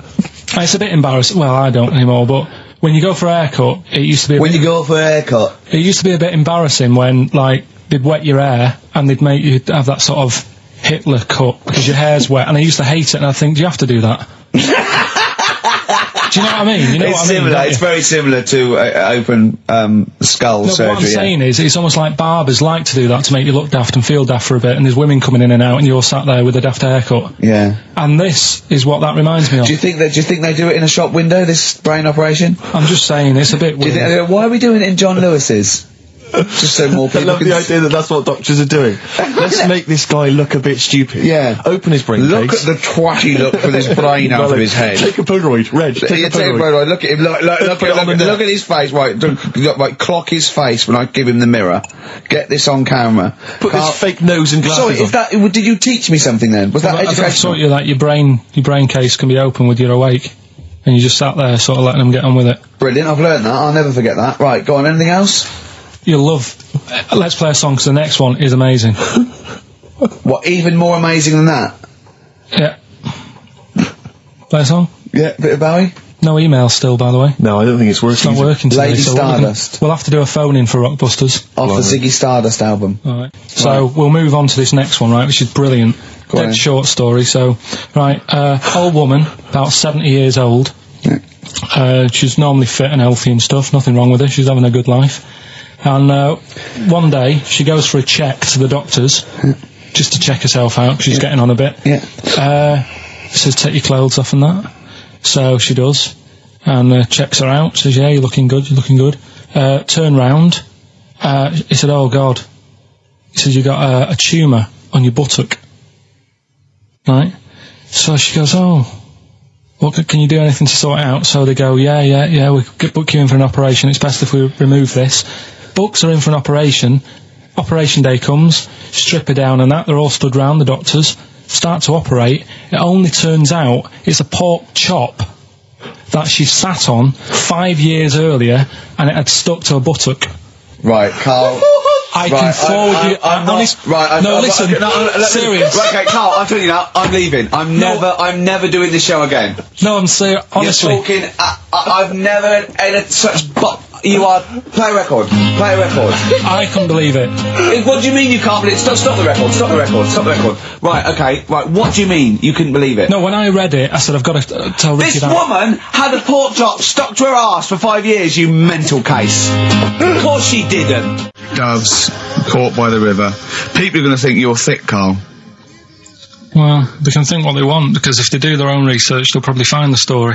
Because it won't have happened that many Carl, times. Think about it. I mean, how could an old woman have a pork chop stuck to her arse for 5 years? She said she couldn't remember even making one, so she was as surprised as the doctors were. But hold on though, she presumably must have sat on it naked. Yeah. Didn't that bring back any memories? No, it's weird, but... Carl. But why would it stay there? Why wouldn't it fall off when she had a bath or a shower? Grease! What about a bath? But why didn't the doctor realise that when he first looked at it? Yeah. Was he not paying attention when he said, I think he's a tumour? Carl, listen, think about it. A pork chop stuck to your arse for 5 years. You're naked, you sit on a pork chop, you go, nothing. Yeah, there's nothing weird about that. I can't feel anything. Even if you had a dead leg, the time you that pork chop, what else you got dressed? Well, she might have not done that much. She's old. She probably just sat down and didn't move for a bit. And over time, it's stuck, and then... What do you mean over time it's stuck? Do you think the longer something there, the more it stays there? Look, I know that's why the pork chop goes, well, we've been here a year, we're not going to move now. I don't think we're going to move now, but I'm quite, attached to this buttock. I think I'll stay here for another 4 years until some doctor works it out. I love the idea they got her into hospital, they gave her the bed baths, they got her ready for the operation, they laid her out. They were just right to take get the scissors or the knife, make the incision. Hang on a minute. This is a pork. Bring me a frying pan. This is a pork chop. What we have got though is Educating Ricky, haven't we? Well, another one of my little things. Oh, it's brilliant then. So how long's this going to last before you want to get ditched this? Well, we'll see. A couple of weeks. It's not like that, Carl. It's all one. It's one love, man. We're on the same team, man. Yeah, we're just one voice, man. One true voice. Like those lads. Yeah. They could play. Right, well, the Educating Ricky, they could play. Well, why don't we play a record and come back with Educating Ricky? The Wind, Cat Stevens. We need to get the jingle queued up as well. Yeah, I'll get the jingle queued up. No, yeah. I haven't got Neil Young lined up yet. No, not Neil Young. Cat Stevens. I gave it to you. I know, we're not playing that yet. Can we just play a record? No, I told you to. Well, I told you to. See, so why aren't you playing the record I told you to play? Because we've just had something chilled, right, from Tupac. Let's lift it up a bit now with a little bit of blur. Right? Come on, play it. Oh, I'm not sure. I just have. Crazy beat there on XFM 104.9. Right, we're going to do Educating Ricky instead of Rockbusters. Incidentally, on the subject of Rockbusters, we've just had an email from Phil. He says, I could do with this week's rather shoddy array of prizes, as I'm doing a car boot sale tomorrow and need a bit more tact to fill the table. Probably send it we might as well do it anyway. Yeah. But Educating Ricky, it was a feature. Well, actually, about a year ago, I started a feature called Educating Karl, because we found out he had 1 E at O level at history. And I'd educate him on things like Rasputin, things that I thought he'd be interested in, Winston Churchill, some of the greats, some scientific fact. And then I said, it's your turn, and he started telling me about people born without legs. Some people have got a funny eye. There's a woman whose tongue's longer than her arm. And really, turning the screw on education. Yeah. So I don't know what he's got for me today. Maybe a dog born a cat. Let's have a look. We've done that one. We've done that. Is there, because often we should point out there's sometimes a crossover between Educating Ricky and Cheeky Freak of the Week, just in terms of subject matter. Yeah, so we've done Cheeky Freak of the Week. We've done all the freaks. What have we done with the Freak of the Week? There's a dog. There was a woman that had the back legs of a dog. What was last week? It was the girl who was born with 4 eyes, 2 mouths, and 3 legs. Sure. You weren't that impressed. I thought if we've got to that and it's not impressing you. We are a tough audience. Let's move on. Is there a jingle for Educating Ricky? Educating Ricky. Oh God. You've told me Educating Ricky. Very similar to some of the other jingles I've done. Well, they're made by the same people. Yeah. Right, okay, it's just, Educating Ricky is just stuff that I learn in the week, and I think that's interesting. I keep it up here, and then I share it with you, right? And some interesting stuff. One of them, right? Mount Everest. Go on. I need more. Right, well, there's a problem. Yeah. Because people are leaving rubbish up there and that. And, whoever owns it is saying, whoever owns it! He's saying, forget this. They're leaving a mess and all that. But do you know why it's called Mount Everest? What was that? That's one, is it? That's one. There's rubbish on Mount Everest. No, how many people go up there? Are we talking about people dumping old tellies and washing machines? Who's fed up? The Yeti? What are you talking about? No, that isn't what I'm educating you. I'm just telling, this is part of the story. I'm just telling you. It's just a bit of context for you. They're leaving loads of rubbish up there. Well, they're not leaving loads of rubbish up there, are they? No, they are. They're apparently not like trams and washing machines and seagulls flying everywhere. I don't know. Anyway. But anyway, do you know why it's called that? You know why it's called Mount Everest? Why it's called Mount Everest? I know the mount bit. It's because it's a large mount, and if you climb it, by the time you get to the top, you need to have a rest. And that isn't the educating bit. I'm just telling you. It's not true. Well, we'll leave that. Well, no, Carl. In the name of everything holy, do you think that anyone named it because you have to have a rest when you've climbed it? Well, we'll see. You'll see what people say on email. But it's definitely not. But anyway, that's one thing that I kind of thought, that's interesting. I'll remember that. I'll teach Ricky that, so you've learned that. Right, now, are you familiar with this thing that they can do if you're dead, right? No, not if you're dead. It's like if you're ill and you know you're going to die, right? I don't know what this is anymore. Extraordinary. Have a rest. Himalayas. Himalaya. What? Listen, this is an interesting fact. Come on. If you're ill but you know you're going to die. Yeah, you can have this thing done in Detroit where you get put in a fridge. Right. And if they work out, what's wrong with you in 20 years' time, you go, right, that fella is in the fridge. He had that. We can sort it. Let's get him out. And they sort you out. Yeah. Is this the first time you've come across this idea? Yeah, I read it the other day. I didn't know You've about never heard of this before? It's cryogenically preserved. Good, isn't it? They put you at sort of like sub-zero temperatures, so they stop all cellular activity. So do you stop aging at that point? Yeah, it's suspended animation. So, well, what's the law on it, right? Because say if I had something, right? Yeah. And I said, put me in a fridge, and when you've got the cure and that, wheel me out, sort me out. Say if they did that, and it was like 40 years, and in 40 years' time they get a cure for me. Yeah. Would I have to stay with Suzanne? Because she'd be 70. Do you mean what are the rules? Should you be allowed to date a younger woman? Well, it's not fair, is it? It's like good news, we sort you out, but... I don't think she'd mind. I reckon she'd have the best 40 years of her life. Yeah. And plus, they're never going to find a cure for what ails you. That is genius. That is brilliant. You come out, you're cured, and you go, oh no. I love the fact that's what he'd be lying there. If you could think while he was in that state, you'd be thinking, oh god. She's losing her looks. Yeah. Oh dear. But everything else as well, like, my job wouldn't be here. No. Although the figures would have gone up a little bit. Flat's probably gone or knocked down or whatever. Sure. Yeah. Most of my family would be dead. Yep. So what's the point? What? How do you know about it? Who's done it? Well, famously Walt Disney, apparently. I mean, Walt Disney actually did die, but had his body preserved so that should they one day be able to bring back people from the dead, they need Walt Disney. They'd think, hang on, who do we have? But with him, nothing is going to change, because when he comes out, Mickey Mouse will still look the same. Sure. Plug and all that. Play a record. I don't know where your mind is. Play a record. It's brilliant. You just say words. Have a rest. Yeah. They've cloned a man moth.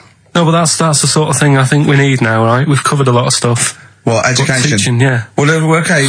What do you want to know? Don't know. Have you got something? Can you educate us on anything? I've been reading bits. So could we bring back just for one night only, educating Ricky? Oh, I'm excited. Yeah. Do you think it warrants that? I don't know enough about it. You know what I mean? About what? It sounds perfect. Play the jingle. Educating Ricky's getting smarter. A couple of things happened in the week that I read about. Okay. Keeping up on what's going on in that. Sure. Yeah. One was about that Galileo fella. Okay. Was it about 1636?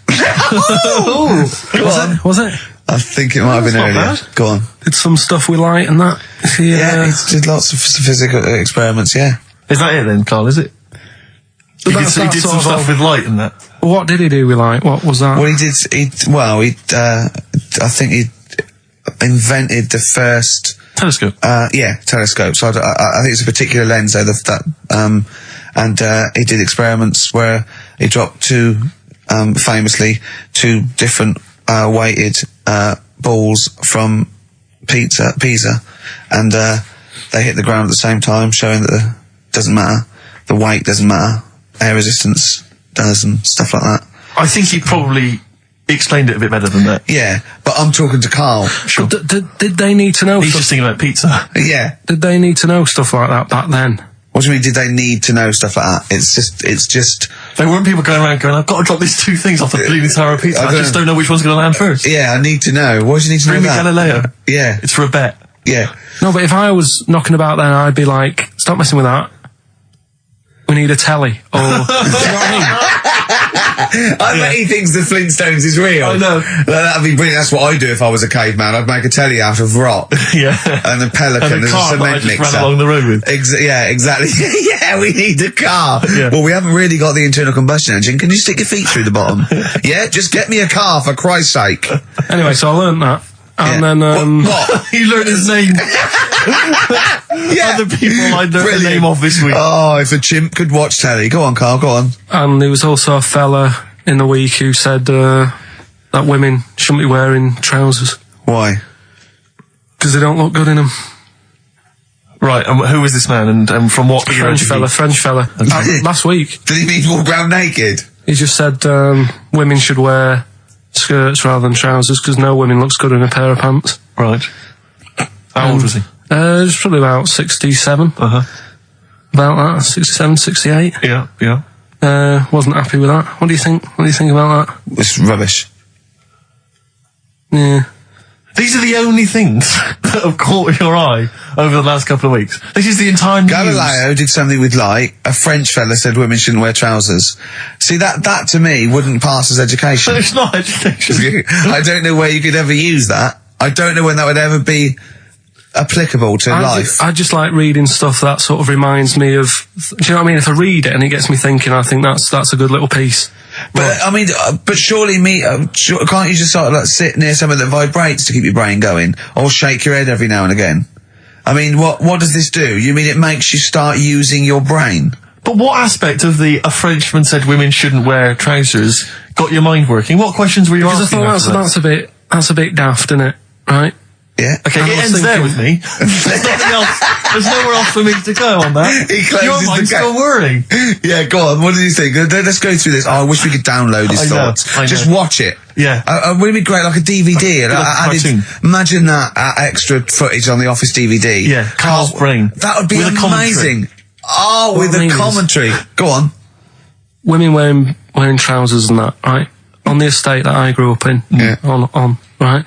There was a woman about 4 houses down, right? Rough. She's the She one was, or the estate. She was, right?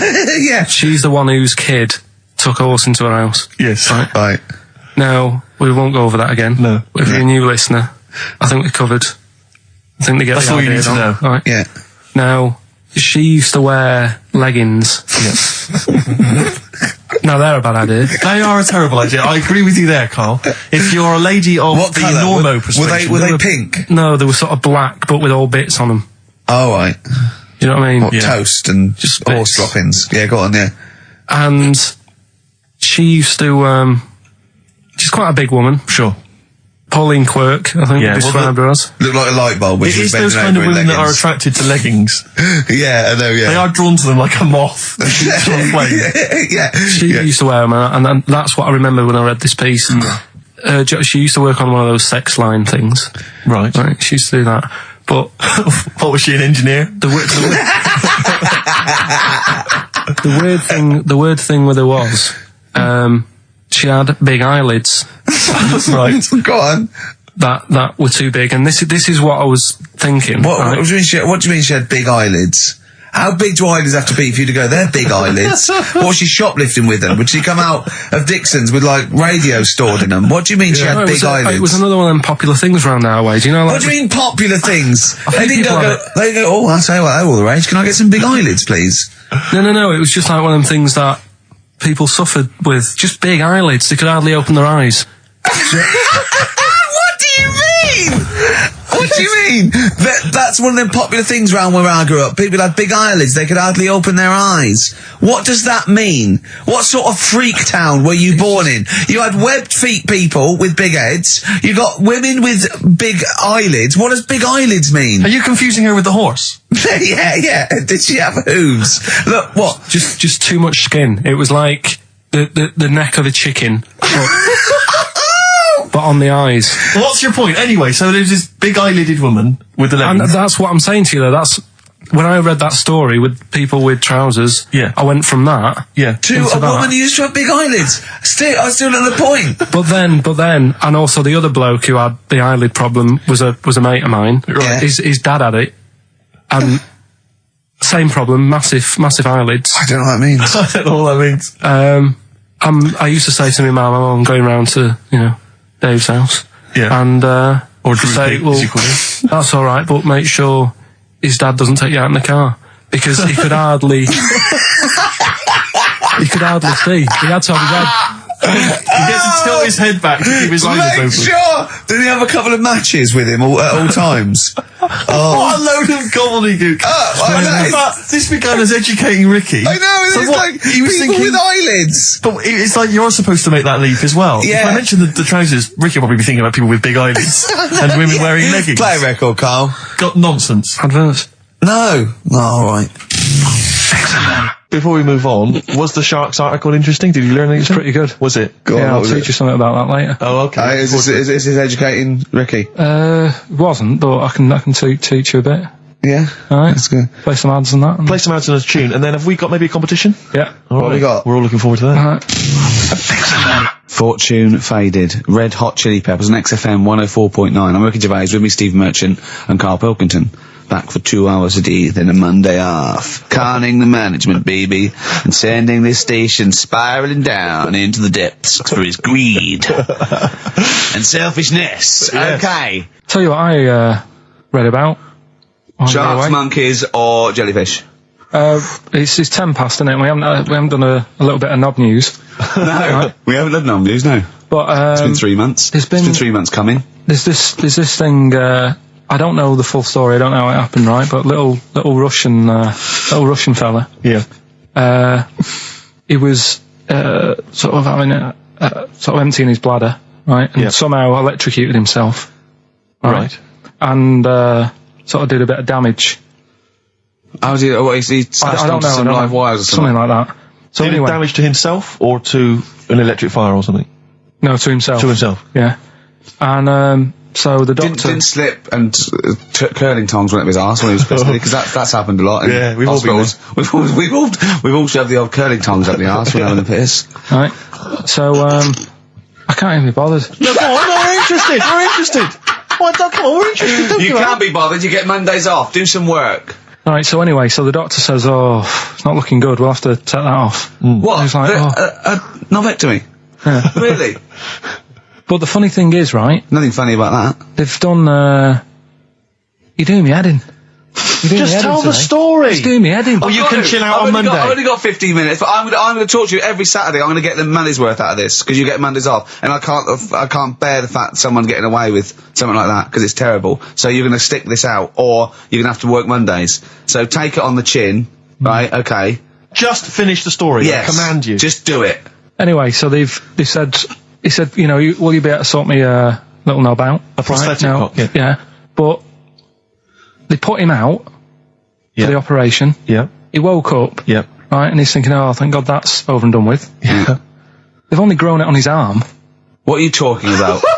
You twat. Shut the you're an idiot. What do you mean they've grown it on his arm? Apparently, like, that's the way they do it. Oh, yeah, but to then put it on, that wasn't a mistake. It wasn't doctor going, does it go there? Some bloke I didn't do a degree. Are you a real doctor? Yeah, yeah. But why put it there? Because it's got to grow, it's got a graft there, so they can control it. To skin tissue. On your arm.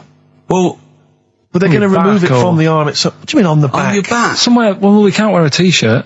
Yeah, but you could have a ridiculous. He's in hospital. but this way you can still have a little tug, can't he? But they'll leave it there for quite a bit. It's not, do you know what I mean? It's not going to be like, oh, it's just there for a few days. Yeah. It's there for a bit. That's not good, is it? So he's got a cock on his arm. Yeah, what's up with that? What do you mean, what's up with that? Well, I mean, he could say it's a thumb or something, couldn't he?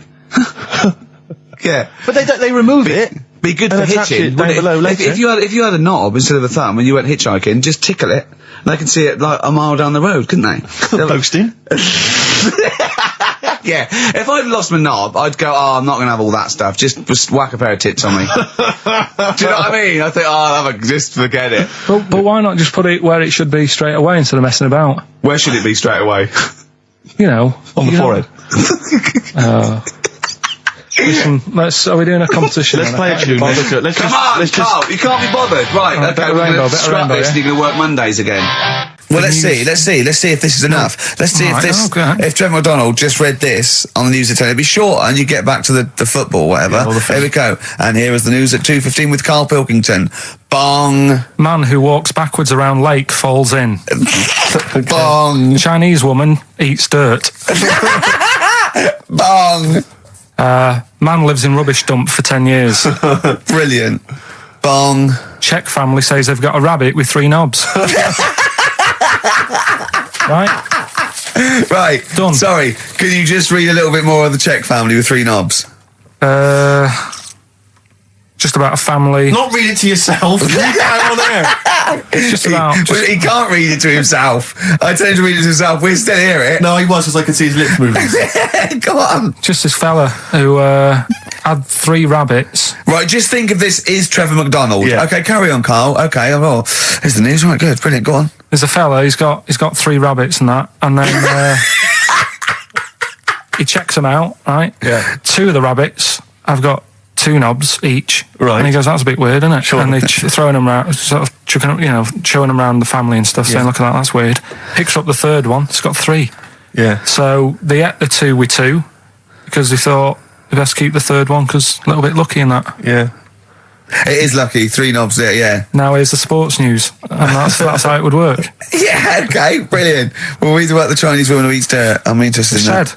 That's it. That is the story, isn't it? What more do you need to know? Well, I want to know a little bit more. Can you just embellish it? 78-year-old Chinese woman. She says she's 78. Makes you wonder. Yeah. With my theory.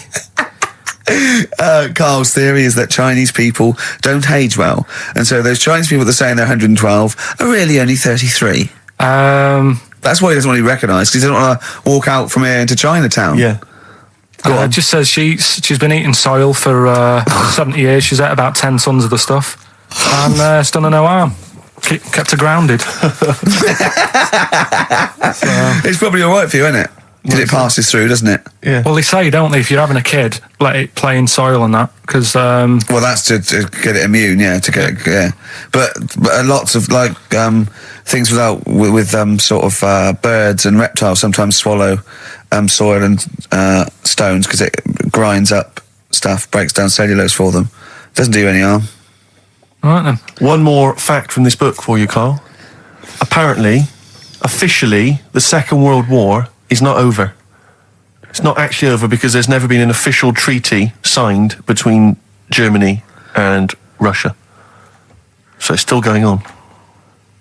Interesting or not? Not as good as the monkey one and the woman who eats dirt. And the Peter the Great and that. Sure. But, yeah, it is over, isn't it? Isn't it, though? That's what I mean about you annoying me with stuff that you go, oh, that's interesting. I don't think that is interesting. Okay. There was, what was it I learnt? What was it I learned? Think of that as a question. Well, we're all trying to figure that out. Yeah, go on. Leonardo... DiCaprio? The painter. Da Vinci. He could write with one hand, draw with the other at the same time. Right. Yeah, that's good. It's all right. That's interesting, isn't it? Yeah, it's all right. Well, if you have an interesting fact for Karl Pilkington that you think he might be intrigued by, email ricky.gervais@xfm.co.uk. What have we got coming up? What have we got coming up? More education stuff. Some good tunes and that. Yeah. And a bit of Outcast. Yeah. Placebo, Special Needs on XFM 104.9. Email in where Lanzarote is. I don't know if it's Italy or Spain or Europe or maybe Africa. You know, these are the sort of things, these are the reasons I come into it, to at least learn something, innit, Carl? We've stopped educating Ricky, so I've stopped learning, you know, about things like the woman who ate mud all her life. I told you something before when we were in the office. What was that? What did you teach me? They've just counted how many fish are in the sea. And that. No, they haven't. They've just done a census. A census. What, of fish? Yeah, some fellas have gone in the sea and they've got to work out. There's about... This is Spratt. Is this your son? No, he's a lodger. Okay, well, let's mark him down. That's 2. Oh, I've lost count. 6 million, 4... Oh, darn. So how many are there? About... There's a lot. There's... Oh. Well, there are more species of fish than bird, mammal and reptile put together. Can I ask a question? That's on my DVD of animals. That's still available in the shops. Probably find it online. You'll get that slightly cheaper. $15.99. What? Go on, ask me a question. Features of Ask me a which question. includes Karl Pilkington's also on the DVD. Yeah. That's a perfect Christmas gift. Yeah, Yeah, this is a question. I was discussing this yesterday. This is not a bit of shit. This is not a joke. I genuinely have always been slightly perplexed, and we were discussing it last night. The notion of the birds and the bees. Yeah. Now, I don't mean, the birds and the bees. I understand how, Why they use the birds and the bees? Yeah, because, you see, I always, as a child, I assumed the bees were having some kind of relations with the birds. No. So what is there anything to do with the birds and the bees, or is it literally, just like a euphemism? It's just, the birds and the bees. No, but they... Do the birds do anything with the bees? No, not at all. It was where they just take them out, parents used to sidestep the issue by saying things like, when a lady blackbird and a man blackbird, they meet, right? They make a little nest. And then because they're in love, they have an egg. Yeah. And that was it. I understand that. That makes sense. But why the bees? Why the birds and the bees? Well... Probably, I don't know. I don't know. You see, within nature, forgive my ignorance, within nature there is no relationship between bees and birds, is there? No, not at all. No, not at all. Nothing's going on. But probably what it was, if the parent found it hard to say, daddy puts his penis at mummy's vagina, it was much easier to say, like in the insect world, billions of them queue up and just fill the queen with spunk for about a day. Sure. Thus avoiding the embarrassing intercourse. Exactly. That's what I think, Carl. What do you think? Were you taught about the birds and the bees? Did anyone bring that up with you? No, it was just in that class, wasn't it? When they put a video on. That's what we had. No, we had a film. And they just said, I watched that. And then... what film, though? Basic Instinct? It was just like, two people. And all sat round the telly and watched it. One girl fainted. And they said, right, that's that. Next week, prisms or whatever. And did it teach you everything you needed to know? Well, how much do you need to know? Yeah, true. No, true. Except one kid in my class still thought a baby came out of an arse. Afterwards, he didn't understand. I think what they should have shown on those videos is technique as much as anything. Yeah, I suppose so. Because it was largely just instructional. Wooing. Wooing. What it didn't tell you was how to get into a position where this might be of some interest. That should have been the first 4 weeks of the course. Yeah, well, obviously that baby who had the kid who had a baby. What was going on there, Carl? That was weird. Did you see that? Yeah, that was going to be your favourite programme, wasn't it? Yeah, it wasn't that good in the end. Why?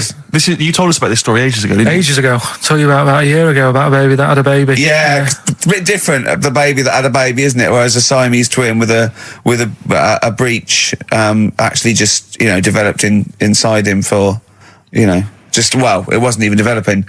It was a twin stillborn that just was inside enveloped in the other one's body. So it's a little bit different to a baby what had a baby, isn't it? Yeah. Actually disappointed he was. Do you know what he said to me? He went, well, I thought it was going to come out. And go, oh, bloody hell, I'm 7. What a waste of my life. Like he'd been in there going, oh, hello? Hello? I'm 7. Idiot. Yeah, a bit disappointing. But there was a programme on after that, right? At 10 o'clock on Discovery. I haven't got Discovery. Oh, right. It was about... Good? Oh, I didn't see it. This is it. Okay. I was going to say to people, if they've got a copy of it on tape, if they can send it in. What was it? About a baby with 4 legs. Right. That was on... That 10 on... It wasn't a puppy? No.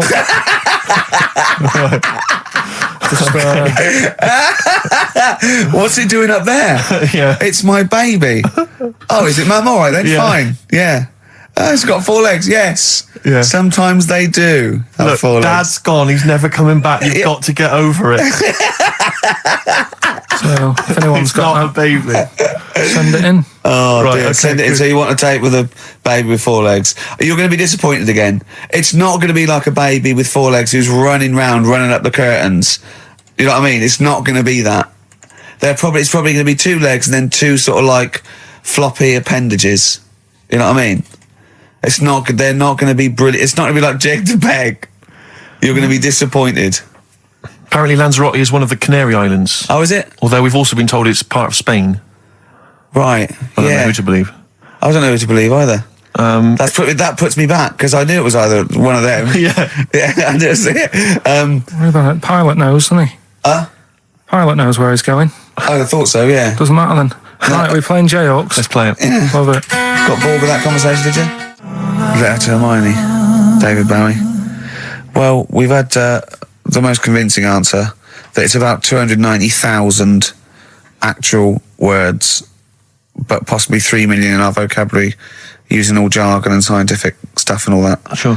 290,000. Still a lot, isn't it? It is a lot. We know so little, don't we? Apparently the average person has about 20,000 words in their is it? vocabulary Right. and uses maybe 2,000 a week. Really? Yeah. And Carl, obviously, slightly bringing that average down. Carl, what do you think of that? Single figures. Doesn't matter, get by. Why have you got to use longer words messing about and that? I told you. That word about old, anti-dipuian or something. Just say old. That's a bit old, isn't it? That's a bit anti-dipuian and that. What's the point? Yeah. Get to the point. Sure. Busy.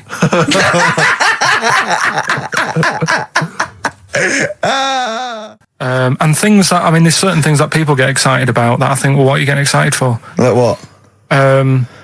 News. Do you know I normally do the headlines and that? Yeah. Have we got any headlines? Not really, because there isn't that much going on. Isn't there? This is what annoyed me, though. There was something about a woman who's going up Everest on a bike. Do you know what I mean? And they were like, oh, brilliant. But I don't think that's that good. When someone's done it walking... Carl, you're going to do some news stories, I think. Well, like I said, there hasn't been that much going on. There's a story about a fella who hasn't eaten for 70 years.